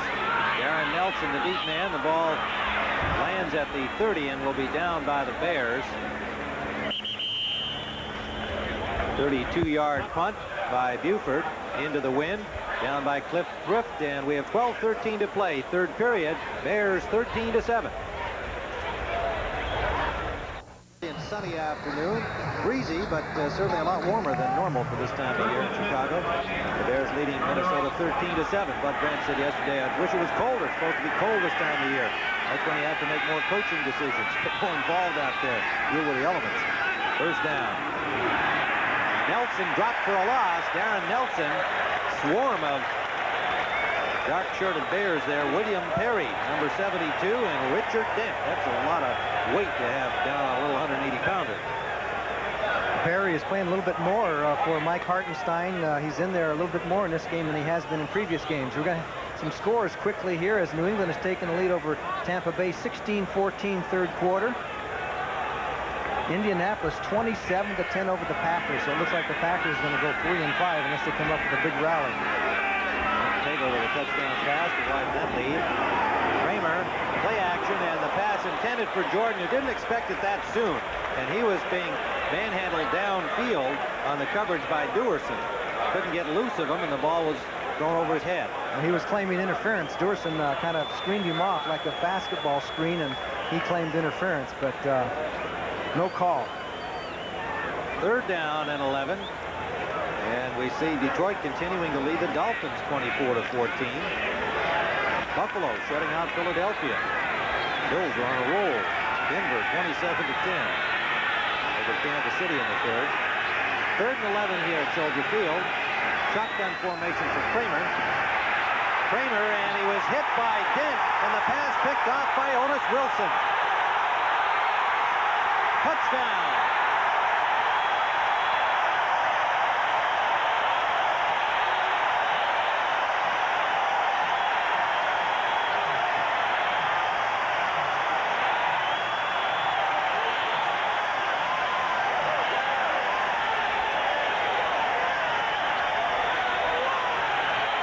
The old Bear blitz does it again. As you can see, Richard Dent comes around and grabs him by the arm as he throws the ball and deflects it, and it bounces around, and Otis Wilson, number 55, picks it off. There was almost a tackle from behind there by Anthony Carter, and Wilson maintained his footing, got into the end zone, and the defense has put the Chicago Bears in good shape now. 23 yards for the touchdown off the interception. Otis Wilson. Butler for the point after.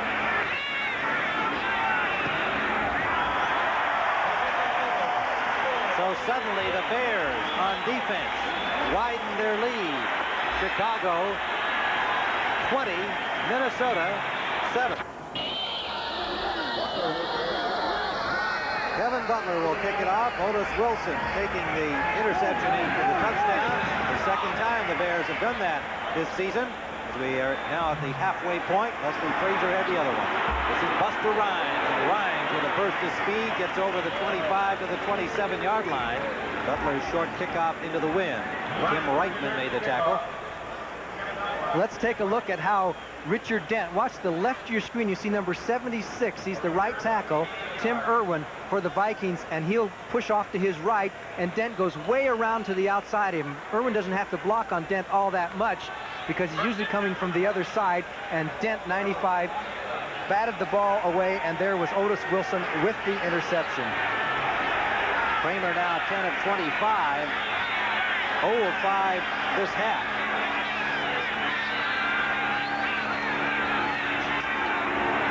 First down pass complete.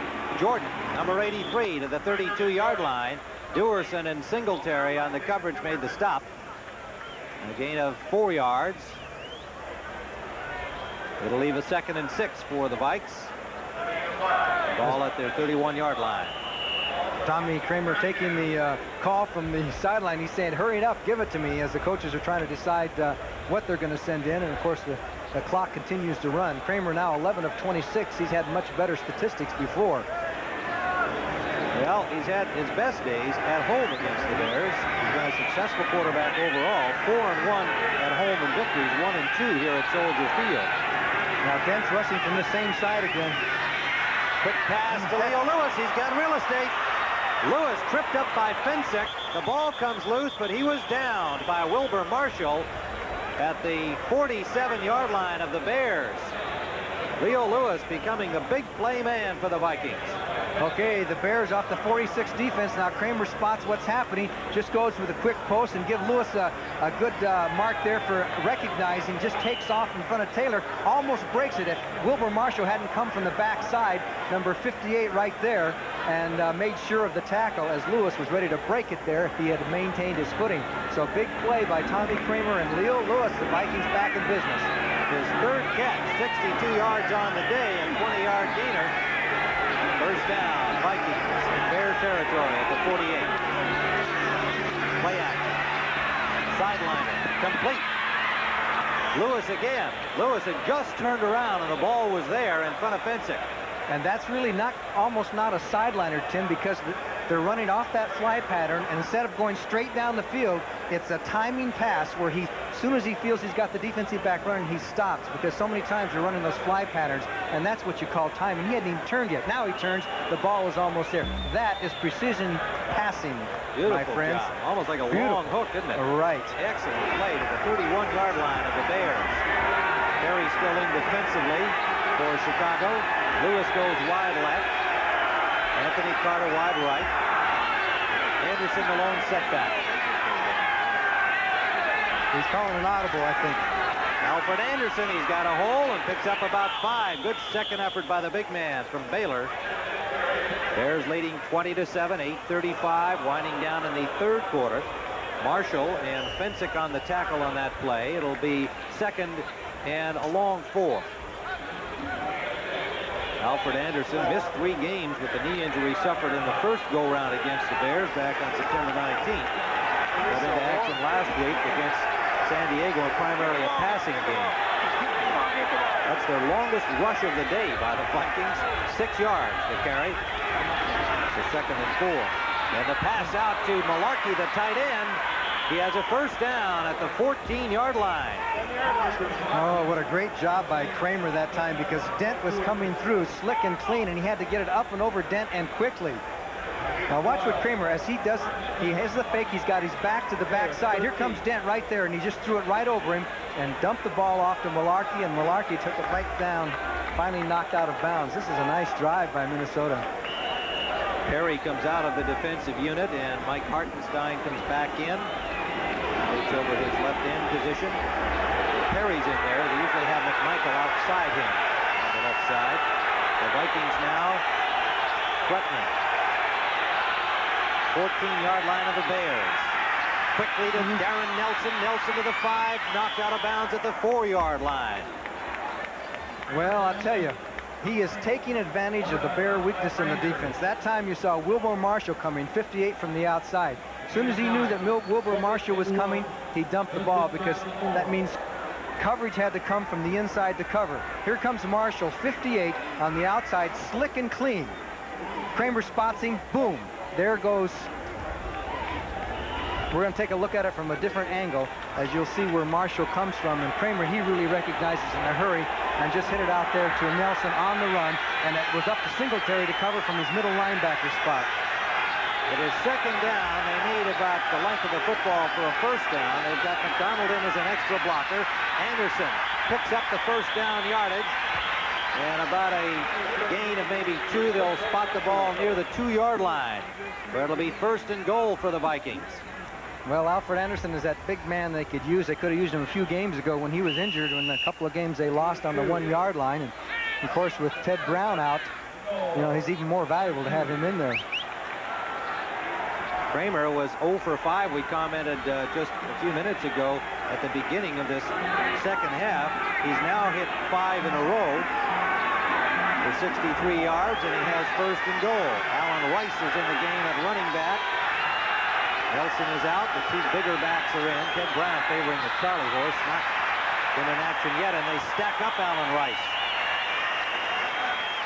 Chris Martin and Brown, the 2 injured Vikings, both in uniform, but not expected to see action today.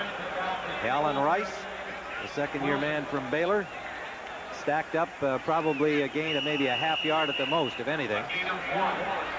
Second and goal. Bud Grant does not want any deja vu here. They've had some problems on their short yardage situations, although he disdained the use of somebody like Newton or Curtis Rouse. Of course, you'd have to take Rouse off of offensive lines. That wouldn't make much sense.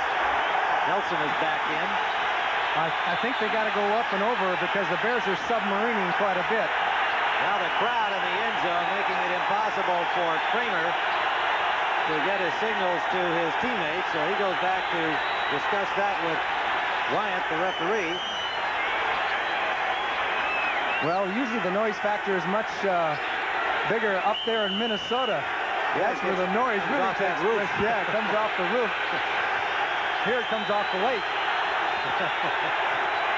Second and goal, just inside the 2-yard line. Bears lead 20-7. Vikings with 6:40 remaining in the third period.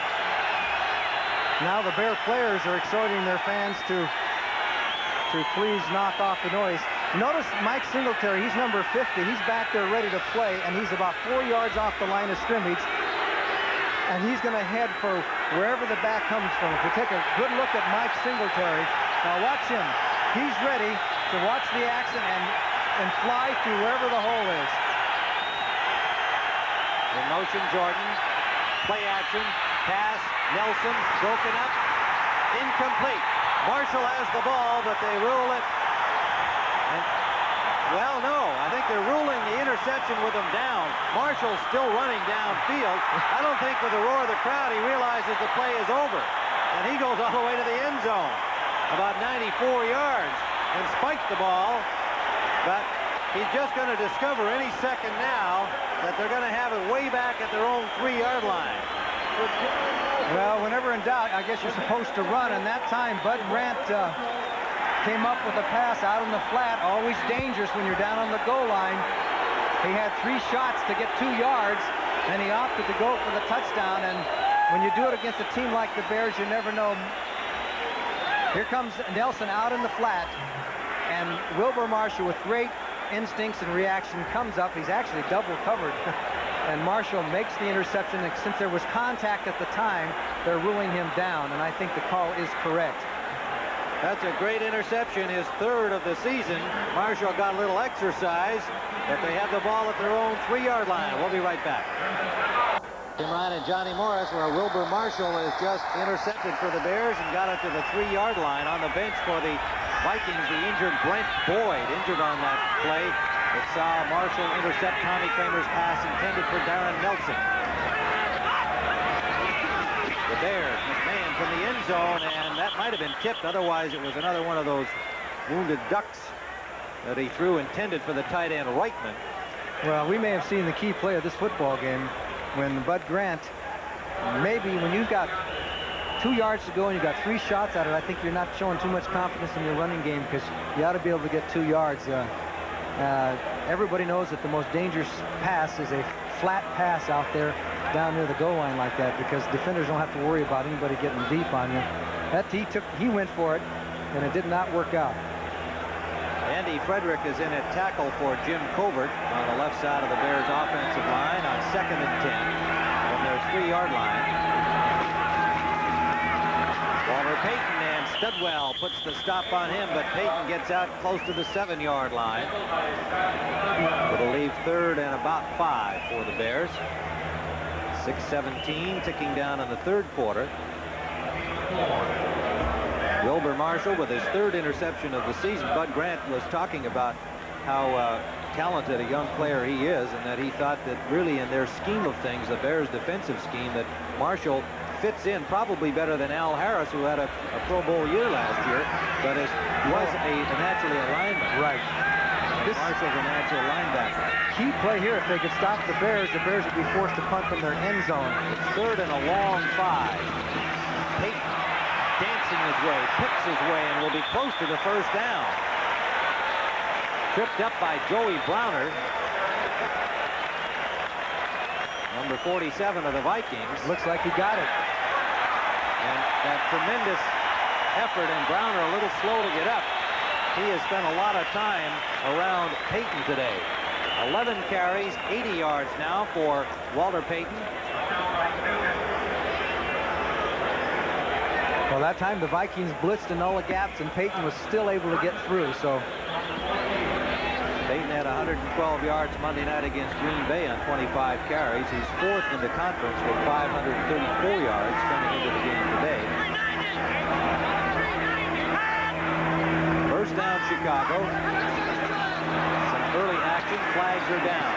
McMahon eludes the rush and now takes it out of bounds with Mark Mullaney in pursuit.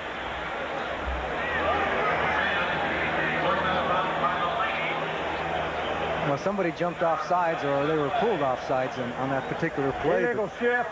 Oh, they were 2 pulled men off. moving at the same time. Only in the Canadian League can you do that. 2 men moving. Do they have to move? Where was it? Right there, Jerry? If 2 men can move, can they? And up in Canada, can they move? They have to be sideways, or can They go can move anywhere. forward? Yeah, they can move forward, sideways, backwards. That's not football. It is up there. Bud Grant used to coach up there. I guess it is. Washington leading Cleveland 14-7. That's really settled into a defensive struggle. And Detroit continues to stay ahead of the Dolphins. Illegal shift. 5 yards. 1st down. 14-7, Seattle over the Jets. That's a big game for both those teams. Quite a struggle going on in both east and west of the AFC. Miami and the Jets tied at 5-2 coming into the game. And Seattle at 4-3 trying to catch up with Denver and the Raiders. 1st down and 15. The ball is at the 9-yard line of the Chicago Bears. Give it to Payton again. Payton cuts inside a block. Works his way out over the 20-yard line. He's short of the 1st down, but another pretty piece of running by Walter Payton.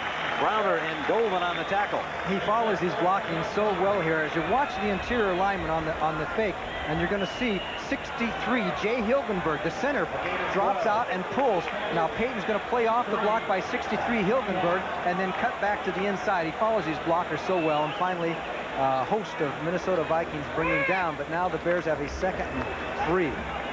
That 1st down they got a moment ago was a real backbreaker. 12-yard gain for Payton on the play. The ball at the 21.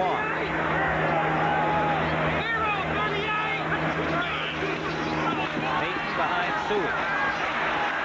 Studwell put the stop on him, but it looks like he has the 1st down again.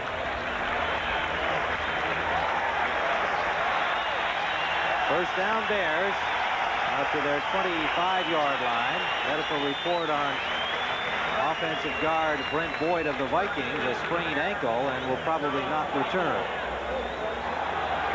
There he is, number 62. He was out for last year. An injured reserve all of last season. Their third choice in 1980. Tim Reitman is in at one of the at the tight end position. First down for the Chicago Bears. Payton again. He's getting a lot of work, and he runs through tackles and picks up close to 10 yards. Payton starting to shred the Vikings defense, which had done a solid job in the first half.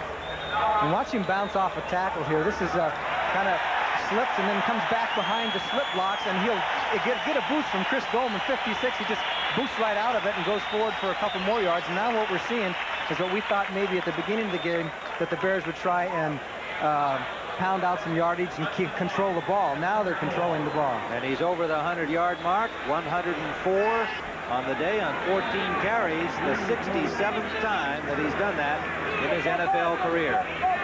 Second and a football. They give us to Suey. Suey with a big hole. Stack of Vikings throw him back, but he has the first down and then some to the 40-yard line of Chicago.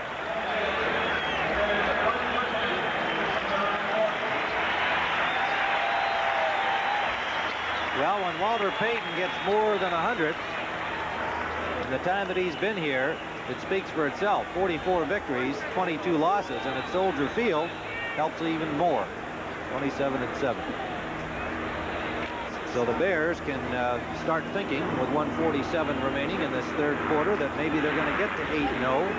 If the Rams were to do that with the Bears, it'd be the first pair of NFL teams to do that since 1934. And in that season, the Bears were joined by the Detroit Lions, scoring that many victories without a loss. This is Suey. Suey pulled down by Joey Browner, reacting well to the play and drops him for a loss, but a flag is down. Joey Browner's had himself some football game today for the Vikings.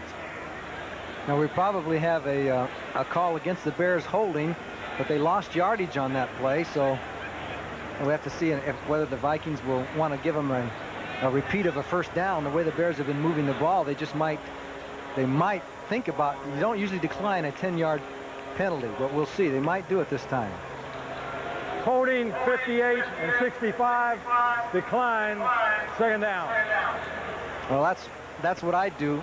Because of the way the Bears are making chunks of yardage, you might as well take it down away from them. Well, coming up next on CBS, most of you will see those unbeaten Rams trying to join the Bears if the Bears get through the rest of this on top. The Rams and the 49ers. And a big rivalry and obviously big game for the Super Bowl champions, or the Giants at New Orleans, with those two teams still very much in contention in their respective divisions.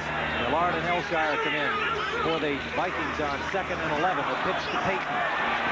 Payton cuts inside one block and picks up about 5 or 6 yards, where Rufus Bess is finally able to get him down, number 21. Studwell in on it as usual. Studwell gets in on nearly every tackle. 99 tackles so going into this football game. He was in on 99. That's a lot of action. Third down and a long 4 for Chicago. The ball now out at their 46-yard line as we're in the final seconds of the third quarter here at Soldier Field. Dolph comes out to the left. Kent's playing this drive for the Bears, and 8 of them have been running plays.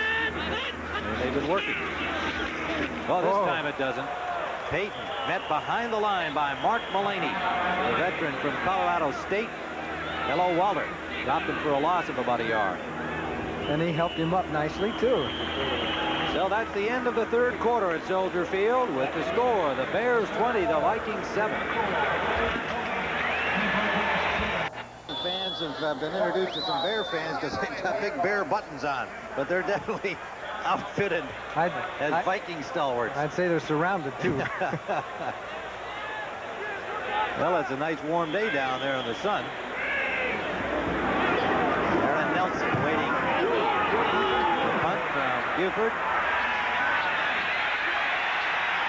And it rolls into the end zone. Sean Gale trying to keep it out. Unable to do so. A 55-yard punt. And the Vikings will start from their own 20. And looking at the stats through the third quarter, you can see the Bears have now got 18 first downs to 13 by the Vikings. And nearly 300 yards of offense. Those 3 turnovers, costly of course, and the worst of them being the interception by Wilson, taken in for a score, and then the next one with him in scoring position, having it picked off by Marshall. And they've been starting in reasonably good field position, but those 2 interceptions stopping anything they've gotten started.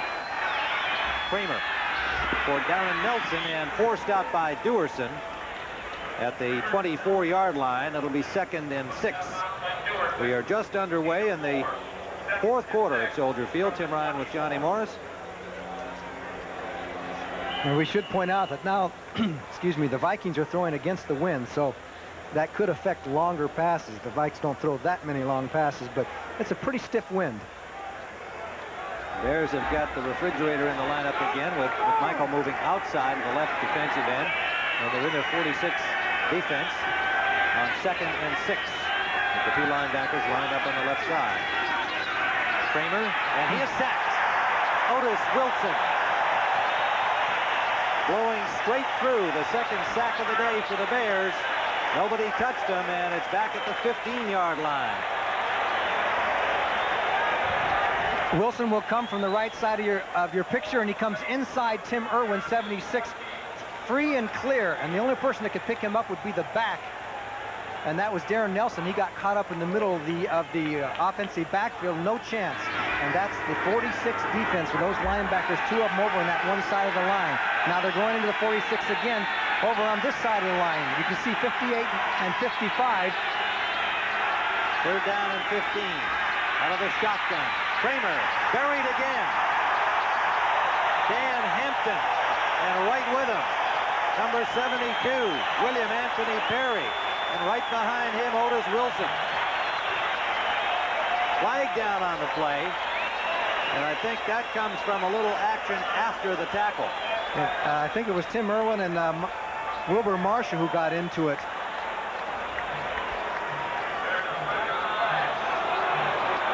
Personal foul penalty signaled against the Bears. Fred Wyatt will detail it for us shortly. So the sack yardage may be reversed. There is 1 penalty against the Bears. Unsportsmanlike, number 95, 15, first down. That's Richard Dent, called for unsportsmanlike conduct, something that occurred after the sack had been made. And so the good work by his teammates negated by the penalty. Well, he hasn't been in a good mood since he hasn't got a new contract yet. He's wanted to get his contract renegotiated and extended, and that hasn't come about yet. And he's made references throughout the season. He had 7 sacks coming into this game, but he's been rather ferocious, and that's a big penalty because puts Minnesota in much better field position, you might say. Richard Dent, 17 and a half sacks last year. 15 yards, 4th down. Well, that penalty used to be automatic first down. All right.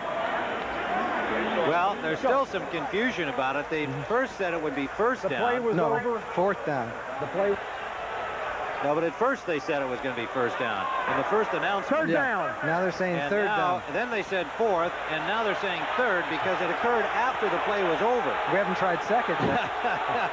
Now that would be different. But 3rd down remains. In other words, it was 3rd down, and because it occurred after the sack had been made and the play was effectively over, the unsportsmanlike conduct occurred. So the yardage is marked off, but the down remains the same. What has happened is that Mike Ditka's team, and the defense especially, they blitz according to a weakness in the offensive line. And they say they blitz according to the offensive scheme of blocking, and they have found a weakness in the Minnesota offensive scheme of blocking on picking up the 46 defense.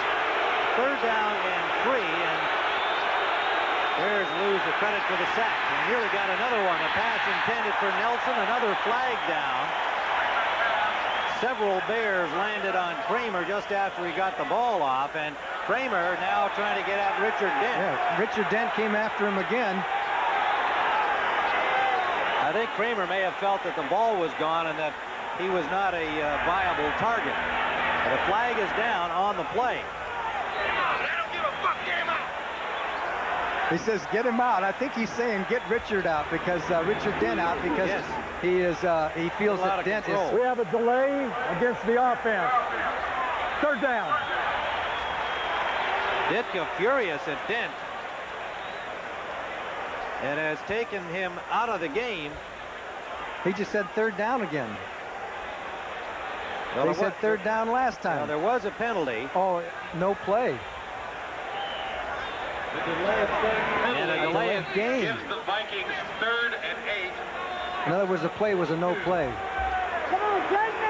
delay of game penalty, so it is third down. Now they're backed up 5 yards to make it 3rd and 8. Boy, watch out. It's going to be Katie bar the door this time.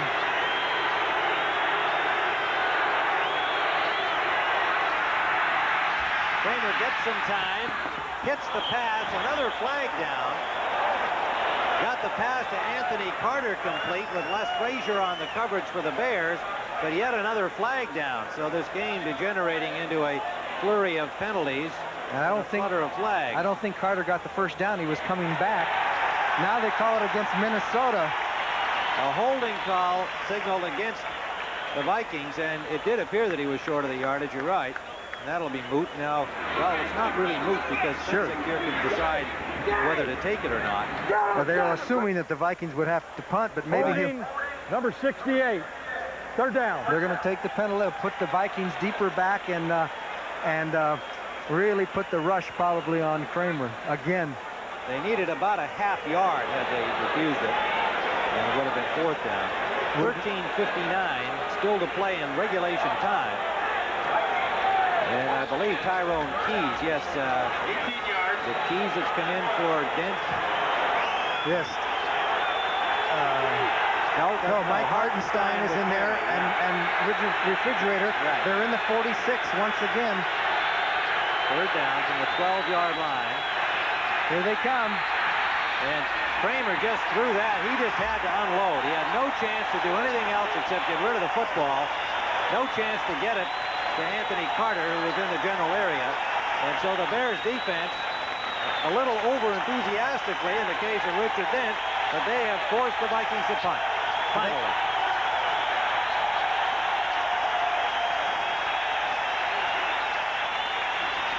Coleman will stand in his end zone. The Bear defense has been awesome. The Vikings just can't handle it. They can't handle the pass rush. Dennis McKinnon is the return man waiting for it at the Bears' 45-yard line. Tim Taylor's been handling the punt returning duties. Good kick by Coleman. Into the wind, a dandy, driving McKinnon back to the 35. McKinnon breaks loose, gets over the 50, into the 48-yard line. Gimpy knee and all, a 53-yard punt by Coleman, but a 17-yard return. We'll return to Soldier Field after this word from your local station. Light, Radio Shack, the computer experts. On 1st down, the Chicago Bears pick up yet another 1st down to Tim Reitman. McMahon to Reitman. An 11-yard gain as the Bears started from the Minnesota 48 following McKinnon's punt return. It was simply McMahon with the fake of the handoff to Payton and then a down and out by Tim Reitman, number 80, who has a high percentage of receptions for the amount of passes that are thrown to him. A rookie from UCLA, drafted by the Bears back in 1982, went to the USFL in Chicago this year. 1st down. Play action. Man rolling, escapes the rush, and will start running out the left side. Gets a block from Payton and slides over the 30 to the 29. A gain of 8 yards on the play for Jim McMahon. Mullaney had him in his sights. Somehow, McMahon, like Tommy Kramer with eyes in the back of his head, got away. Boy, you said it. You hit it right on the head. They had him dead to rights, and he has that great instinct, and he just ducked under it and wound up getting some yards. Richard Dent, who was literally hollered off the field by head coach Mike Ditka, is now standing over there hoping to get some solace from his defensive coach, Buddy Ryan. He wasn't getting much solace No, there. he sure wasn't. Well, they'd made 2 really good defensive plays and then messed them up by taking a silly penalty. 2nd and 2. Peyton and the Vikings stack it up. Newton is there. The icebox, number 96, and Robert Smith, number 74, the Grambling rookie, getting some defensive time. I can see it coming right now. The refrigerator man is going to be in there on offense before too long. Well, if that one is a first down, we won't see him here. Let's check the scores. Meanwhile, Buffalo and Philadelphia. Now look at this. The Eagles have come back. And they're within 3 in the 4th period. Meanwhile, they're measuring. Seattle leading the Jets 14-10, and the Jets got themselves into that one in the 4th quarter. It's a little short. Just short. Oh, the crowd is starting to... The crowd is saying it's refrigerator time. New England leading Tampa Bay 23-14. The Bucs still looking for their first victory of the year and failing. And Detroit continues to dominate Miami. Lions at home.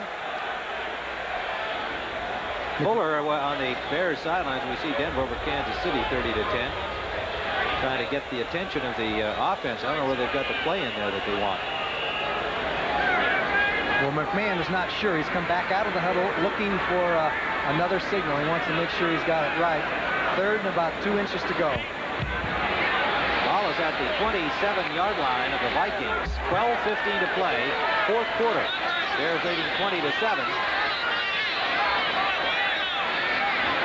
High formation with Suey and Peyton gets the pitch. Peyton steps inside a tackler who had a good shot at him, Carl Lee, but Peyton got the first down to the 22-yard line. How frustrating that must be for tacklers to see what that great running back can do. There's Lee, makes a good defensive play, gets himself in position to drop the guy for a loss and stop the first down, and bing, Peyton's by him.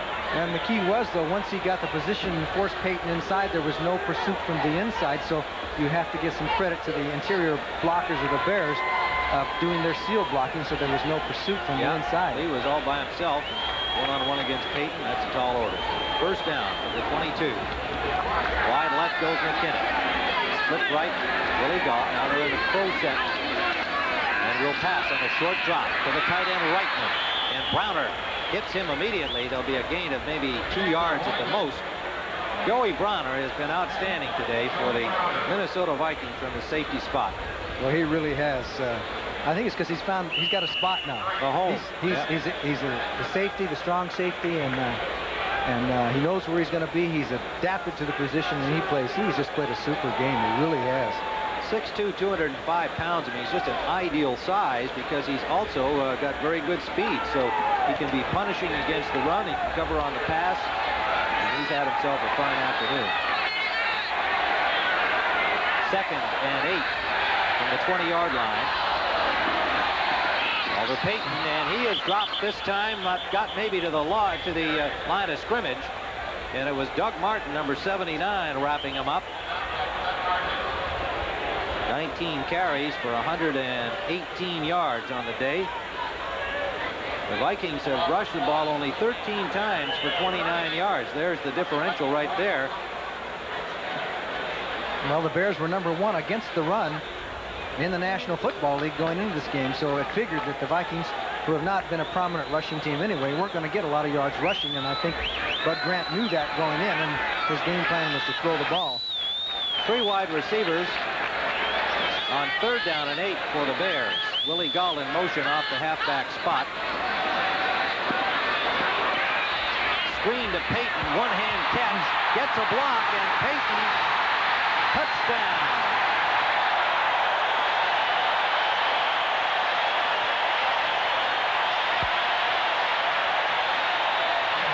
20 yards for the score, Johnny. 2 wide receivers made the key blocks. Yes, and you saw Willie Gault was running all over the place there out of his motion.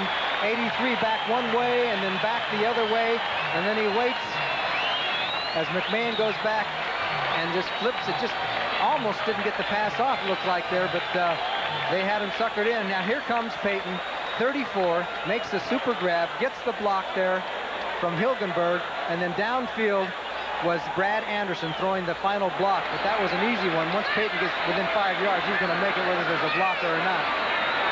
Fuller will hold for Kevin Butler. So with 9:36 to play in regulation time, the Bears have now taken a 27-7 lead. Here that following our doubleheader action today, you'll have this lineup tonight on CBS. 60 Minutes, followed by Murder, She Wrote, Crazy Like a Fox, and Trapper John M.D., our outstanding lineup of Sunday night entertainment.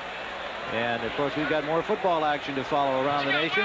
The Rams and the 49ers, most of you will be watching, and the Giants and the New Orleans Saints going into some of the cities around the country. 8th touchdown of the season for the wondrous one. Buster Rhymes, a deep man for Butler's kickoff. Comes down at the 4-yard line, and Buster Rhymes will bring it up, and he is moving. Rhymes inside Bear territory, tackled from behind by Dennis Gentry. Some guys have the knack. Buster Rhymes has it. A 49-yard kickoff return. Great running by Buster Rhymes. The kick didn't get into the end zone because they just didn't get the foot on it, and Rhymes goes up to the right, and Gentry does a good job where Rhymes would have been gone. Good blocking by the Four Horsemen. Now, as he cuts back here, he has to lose a little bit of his speed, and that's what enables Gentry to make the tackle from behind. Otherwise, Buster Rhymes would have been gone. He was just starting to turn it on here, and here comes Gentry from behind to make the block. Minnesota Vikings have a big chore now. Wade Wilson has come in at quarterback, replacing Tommy Kramer. And a bobble on the first play, an alert effort by Wilson to pick it up. Flags are down. But on the first play, as often happens, a quarterback comes in, hasn't had action. False start, offense. 68. False start is charged against Curtis Rouse.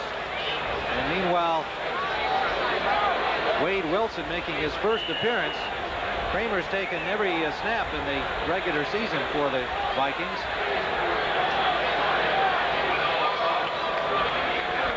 So Wilson and Swilly having a little problem with the first snap, and 5-yard penalty on the false start charge against Rouse. 1st and 15. Wilson under pressure from Dent, and the linebacker, is it Singletary or Marshall? Singletary. Singletary, number 50. Boy, they're like players possessed now. I mean, the Vikings can hardly slow down the Bear pass rush now. They're just trying to slow them down. It's not a great spot for Wade Wilson to have to come into this football game. But at least he's getting a chance to play. Tommy Kramer did not have one of his better days. No, he finished up 16 for 33, 176 yards, 3 interceptions. And the magic that he has worked against the Bears in other games was not there today against this fierce Bears defense. Here they come. Wade Wilson just got it away, took a big shot from Steve McMichael, and from Dave Dewerson on the safety blitz, and the pass incomplete downfield. The Bears came off the 46 and sent everything but the kitchen sink. Only 3 defenders down the field, and here's what Wade Wilson had to combat. He saw all those dark blue jerseys coming after him, and they crunched him in between. They squeezed him, and down he went. So everybody wants to play, but this is not a good situation for him to be playing under. 5th-year man from East Texas State, their 8th pick in 1981. Has played only in injury circumstances. Here they come High again. snap and a good play by Wilson to bring it down. Gets a little time and runs out of there. And is met at the 45-yard line by Gary Fensick, but another flag is down on the play. On the far side of the field, a flag down. Encroaching, number 95. And that is Richard Dent, encroachment. Boy, he's always in part of the action one way or another, isn't he? Well, he's certainly eager to get at that quarterback. Well, he's very quick for a big man, and they give him the outside rush position most of the time so many times he runs around the offensive tackle. He has such quick feet, and it makes it very difficult. And then every once in a while, he'll give you that little spin move and come inside.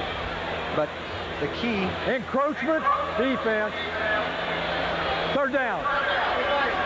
The key is that the Bears are loading up their people so that they are coming in heavy on one side of the line of scrimmage, and the Vikings aren't able to adjust their blocking. And sometimes there aren't necessarily more rushers than there are blockers, but there's more on one side, and somebody can't get over to compensate. And there's the combination, Mike Ditka and Buddy Ryan there on the sidelines. Both have to be happy, and it's just exactly the opposite on the other side with Bud. Third down and 10 in Bear territory at the 49. Wilson from the shotgun.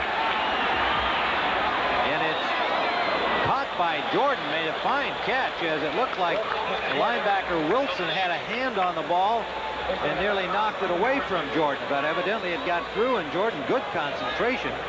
The man from Brown with the catch. This time you see only 3 rushers, and watch all the linebackers drop back, and they cover the side of the field, and it was almost intercepted there. Nice grab by Jordan, as he almost dropped the ball, hung on to it, but he had a few more yards to get the first down, so the Vikings are in a punting situation, and Jordan now has 4 receptions for 26 yards. Dave Dewerson is now the deep man to receive the punt. It's short into the wind from Greg Coleman.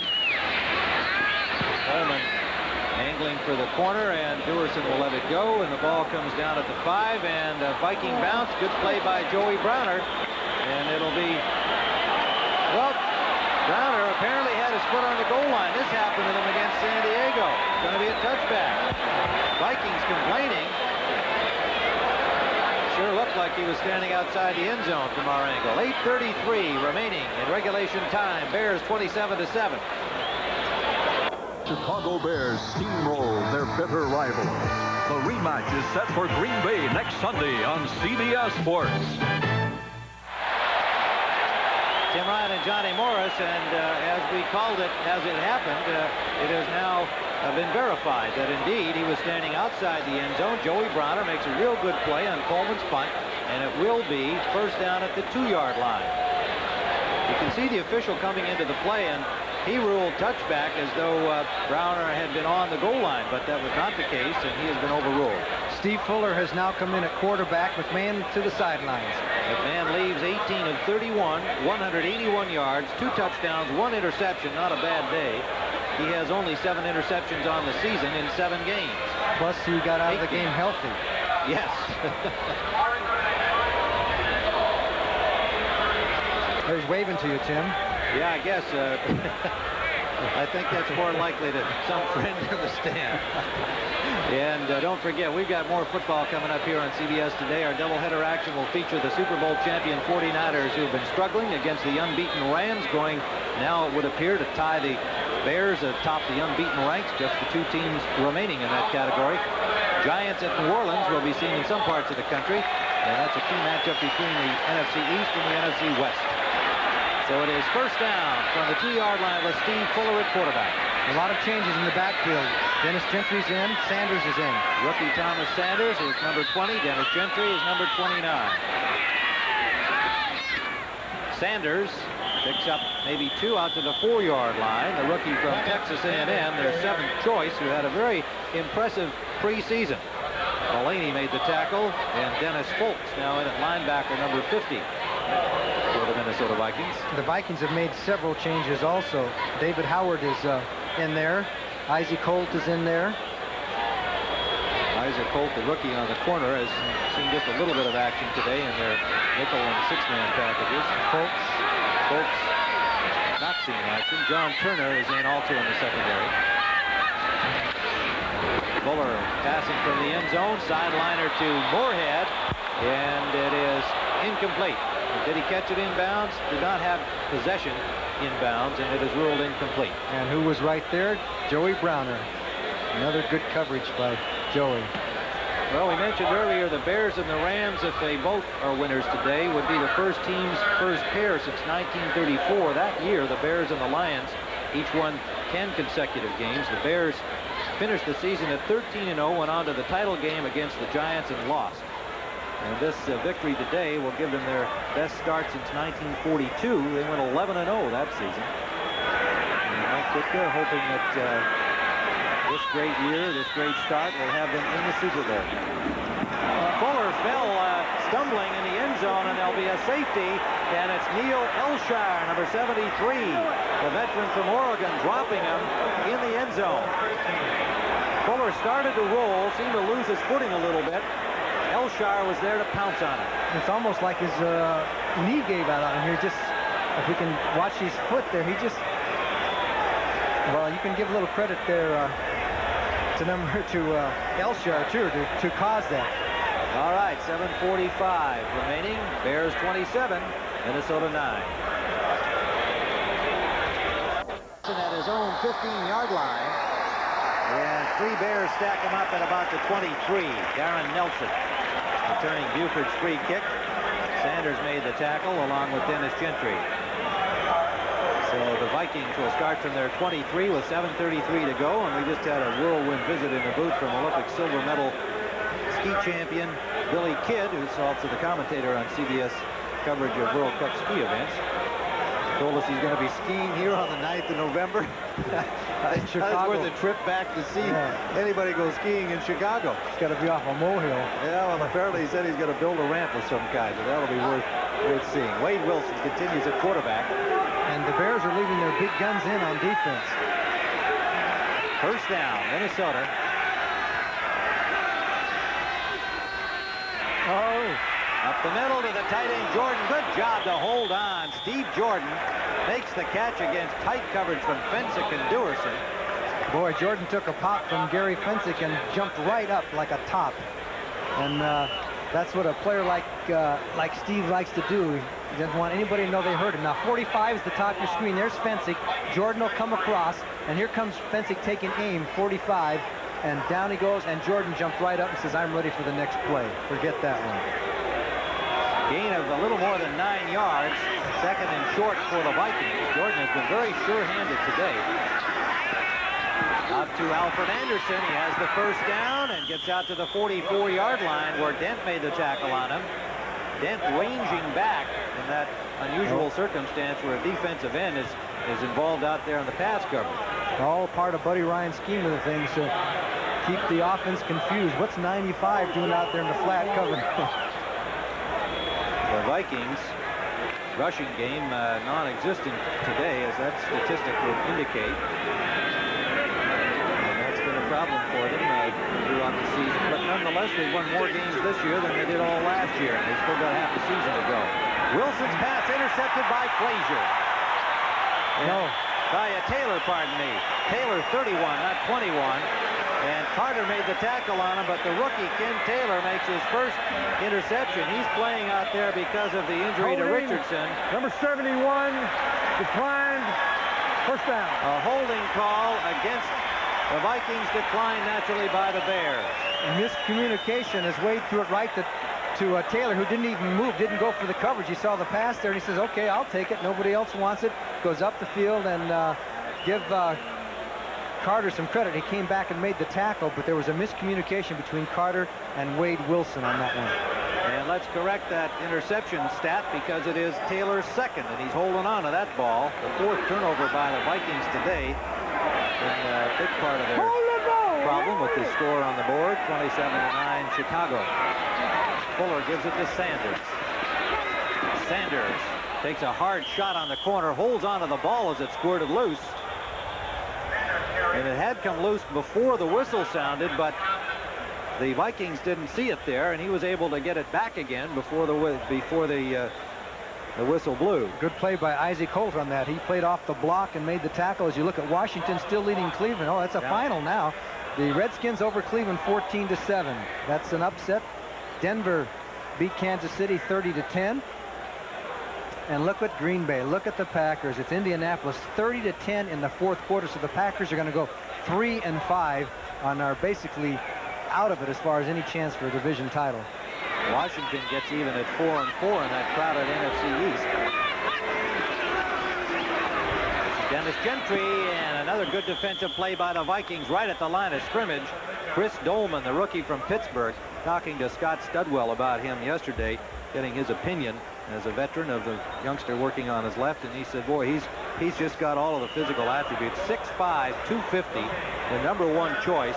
He said he's just playing a little tentatively, as you might expect in his rookie season, and getting to play there with the injury to Matt Blair. Dolman's been the starter all along, and learning on the job training, which Bud Grant doesn't normally like to have his rookies do. But they think this guy is going to be just an outstanding linebacker. 3rd down.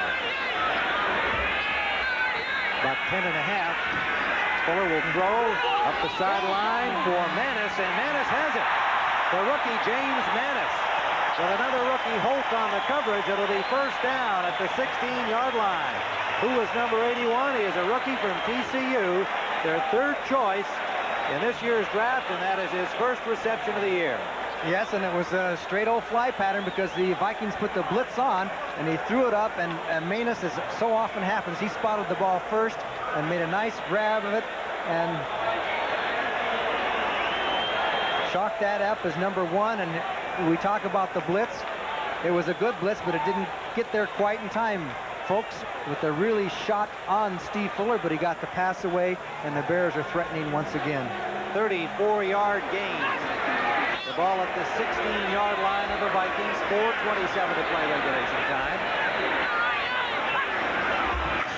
Sanders in motion. Here comes the blitz. Fuller takes quite a shot, and that hit on him.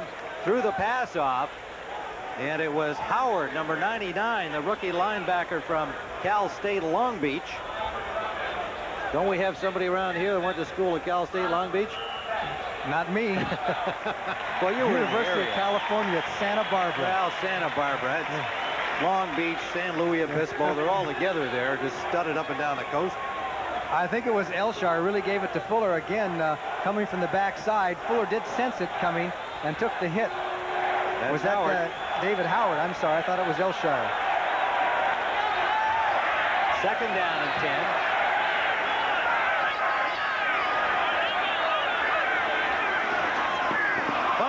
Play. Sanders just didn't get the handle on the ball on the handoff from Fuller, and it may be Viking ball. Yes, it is. Minnesota recovers the fumble, and the Bears are stopped at the 17-yard line of the Vikings. And it looks like it's number 52, Dennis Johnson, who came up with a loose ball.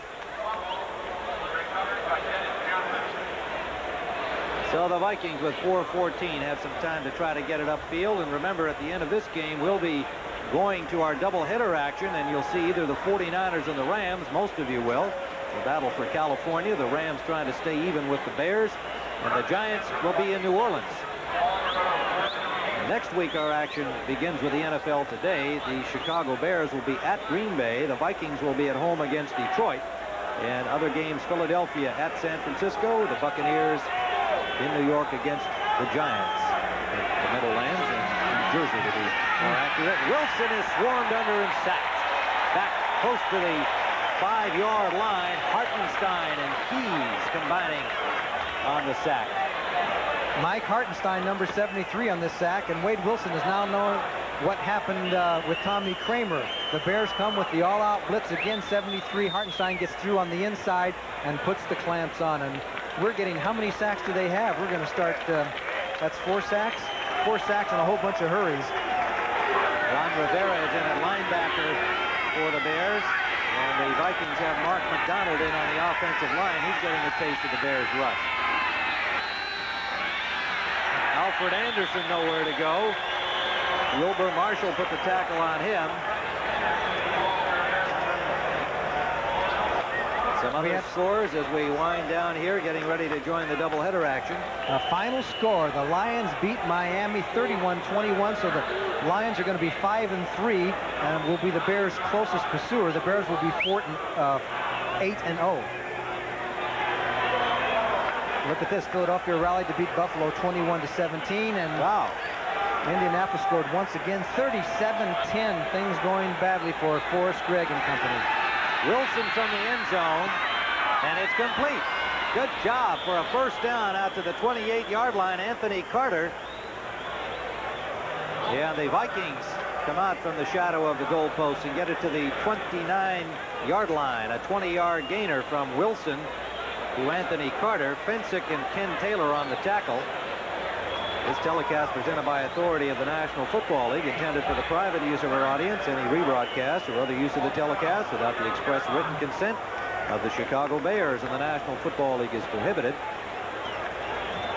Well, you know, Bud Grant is not used to taking defeats like this one. This is ends up being a pretty lopsided game with the Bears defense dominating as the game progressed.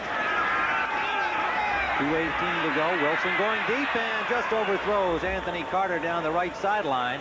Carter was behind Ken Taylor, but the pass a little overthrown. Wilson showing the strength of his arm. That was about 50, 60 yards in the air. Anyway, to continue my comments about Bud Grant, is he saw this 46 defense. They use it a little bit as the Vikings use it a little bit. He saw that his team could not handle that strategically. They weren't getting beat so much muscling. Yes, they were getting beat by muscle too, but they were getting tricked there in that offensive line. And it's not very often that a Bud Grant team can't handle something as far as the strategy of the game is concerned. So I'm sure they're going to go to the drawing boards and work on that. Yeah, they were down just 13-7 at the half, and it looked like there was obviously lots of time for them to get back. But in the second half, Bears defense did it all. That's Alfred Anderson unable to hold on to Wilson's pass. It was there, but it's incomplete. Let's go to Brent Musburger at our studios in New York for an update. Well, Tim and Johnny, perhaps the Detroit Lions are for real after all. They hosted, no, make it roasted, the Miami Dolphins today in the Silverdome. 3 touchdown passes by Eric Hipple. That one to Leonard Thompson. They win it by 10 points. Back to Tim and Johnny. I like that Leonard Thompson. Glad to see him get an important score in that game. He's been a tough veteran for a long time for the Lions. Still their big play receiver. Made one there against the Dolphins. Third down, 3rd and 10. Eric Hipple looks like he had a good day in Detroit. Here they come. Wilson gets some time up the middle. Nice catch by Jones. Fensick cut him out from underneath, and Jones held on. A high catch, high pass, and a high catch, too, for that matter, by Mike Jones. 5'11", 175-pounder went up for it. We've reached the 2-minute warning with the Bears on top, 27-9. Tim Ryan and Johnny Morris back at Soldier Field. It's been a beautiful afternoon for football, but the conditions weren't bad enough for the Vikings. They'd like it a little nastier as we look at Walter Payton and Jim McMahon getting a rest on the sidelines for the conclusion of this game. McMahon finished 18 of 31, 181 yards, 2 touchdowns and an interception, along with his bruised butt and sore ankle. Payton had 19 rushes, 118 yards, 5 catches for another 37 and a touchdown. Wilson going deep, and it's intended for Jones, and that just missed. Just off the fingertips of Mike Jones. Wilson, again, showing he has no problem throwing the ball downfield. He's got a real gun. 6'3", 210-pounder. But he's 2nd and 10. Wilson 5 of 11 now for 60 yards and 1 interception. But it's tough duty, as you said, Johnny, when a guy comes in and the game is really over and the defense is teeing off, and your offensive line has been out there a long time getting beat up, and they're a little discouraged, a little tired. And you're the victim. Go for it, Wade. Well, maybe he can salvage a touchdown. It would be good for him. 2nd and 10. Gets a little protection there, and the pass just off the mark, intended for the running back, Alfred Anderson, number 46. Well, we have a long day of football for you, and the people responsible for our coverage, executive producer Terry O'Neill, our senior producer Charles H. Milton III, and our producer at the site today, David Michaels, our director, Peter Bleckner, and our associate producer, Alan Brum. Field technical manager, Doug Fleetum in the truck, our broadcast associate, Bill Bonnell, technical director, Bob Chesney, and his outstanding crew. Thanks for the audio, Mike. And there's the pass picked off by Wilbur Marshall. His 2nd interception. Started to lateral the ball, tried twice, but fortunately for him, I think, held on to it. He wanted a lateral, didn't he? He was looking for somebody. And that's his 2nd pickoff of the day. The 2nd interception suffered by Wade Wilson. And Wilbur Marshall can certainly feel, hey, this is my job. Al Harris is a nice guy. And if he comes back, I'd like to see him, but I've got this position. He has exploded onto the scene. And we'll be joining shortly the 49ers and the Rams, or the Giants against New Orleans, except in the Chicago area. You folks will not get to see any more football on CBS this afternoon. 1:36 to play. First down. Steve Fuller brings the Bears out at the Minnesota 45-yard line. Dennis Gentry. Gentry gets a good block, shakes a tackle, dances down the sideline, and goes out at the 30-yard line of the Vikings. 15-yard pickup by Dennis Gentry, the 4-year man from Baylor. Good running by Dennis Gentry, who didn't get to play all that much. And, of course, the Minnesota defense has had a little bit of a letdown now. I mean, the defense actually did not play a bad football game, Tim.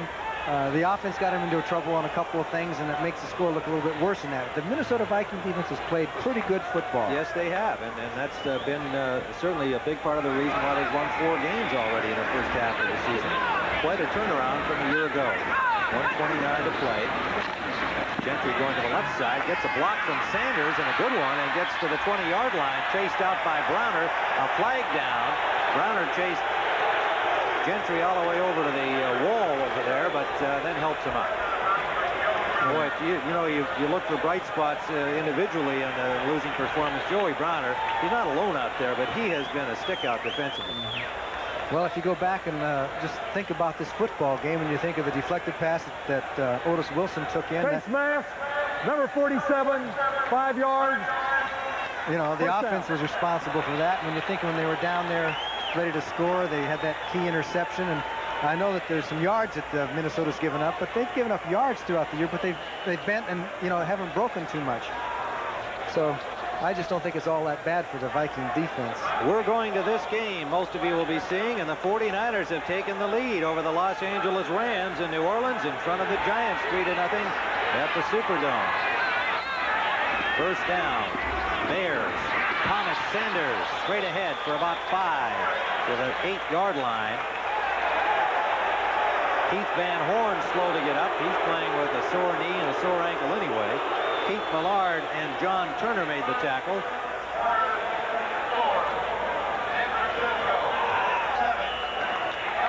It'll be second down and about 5 to the first down.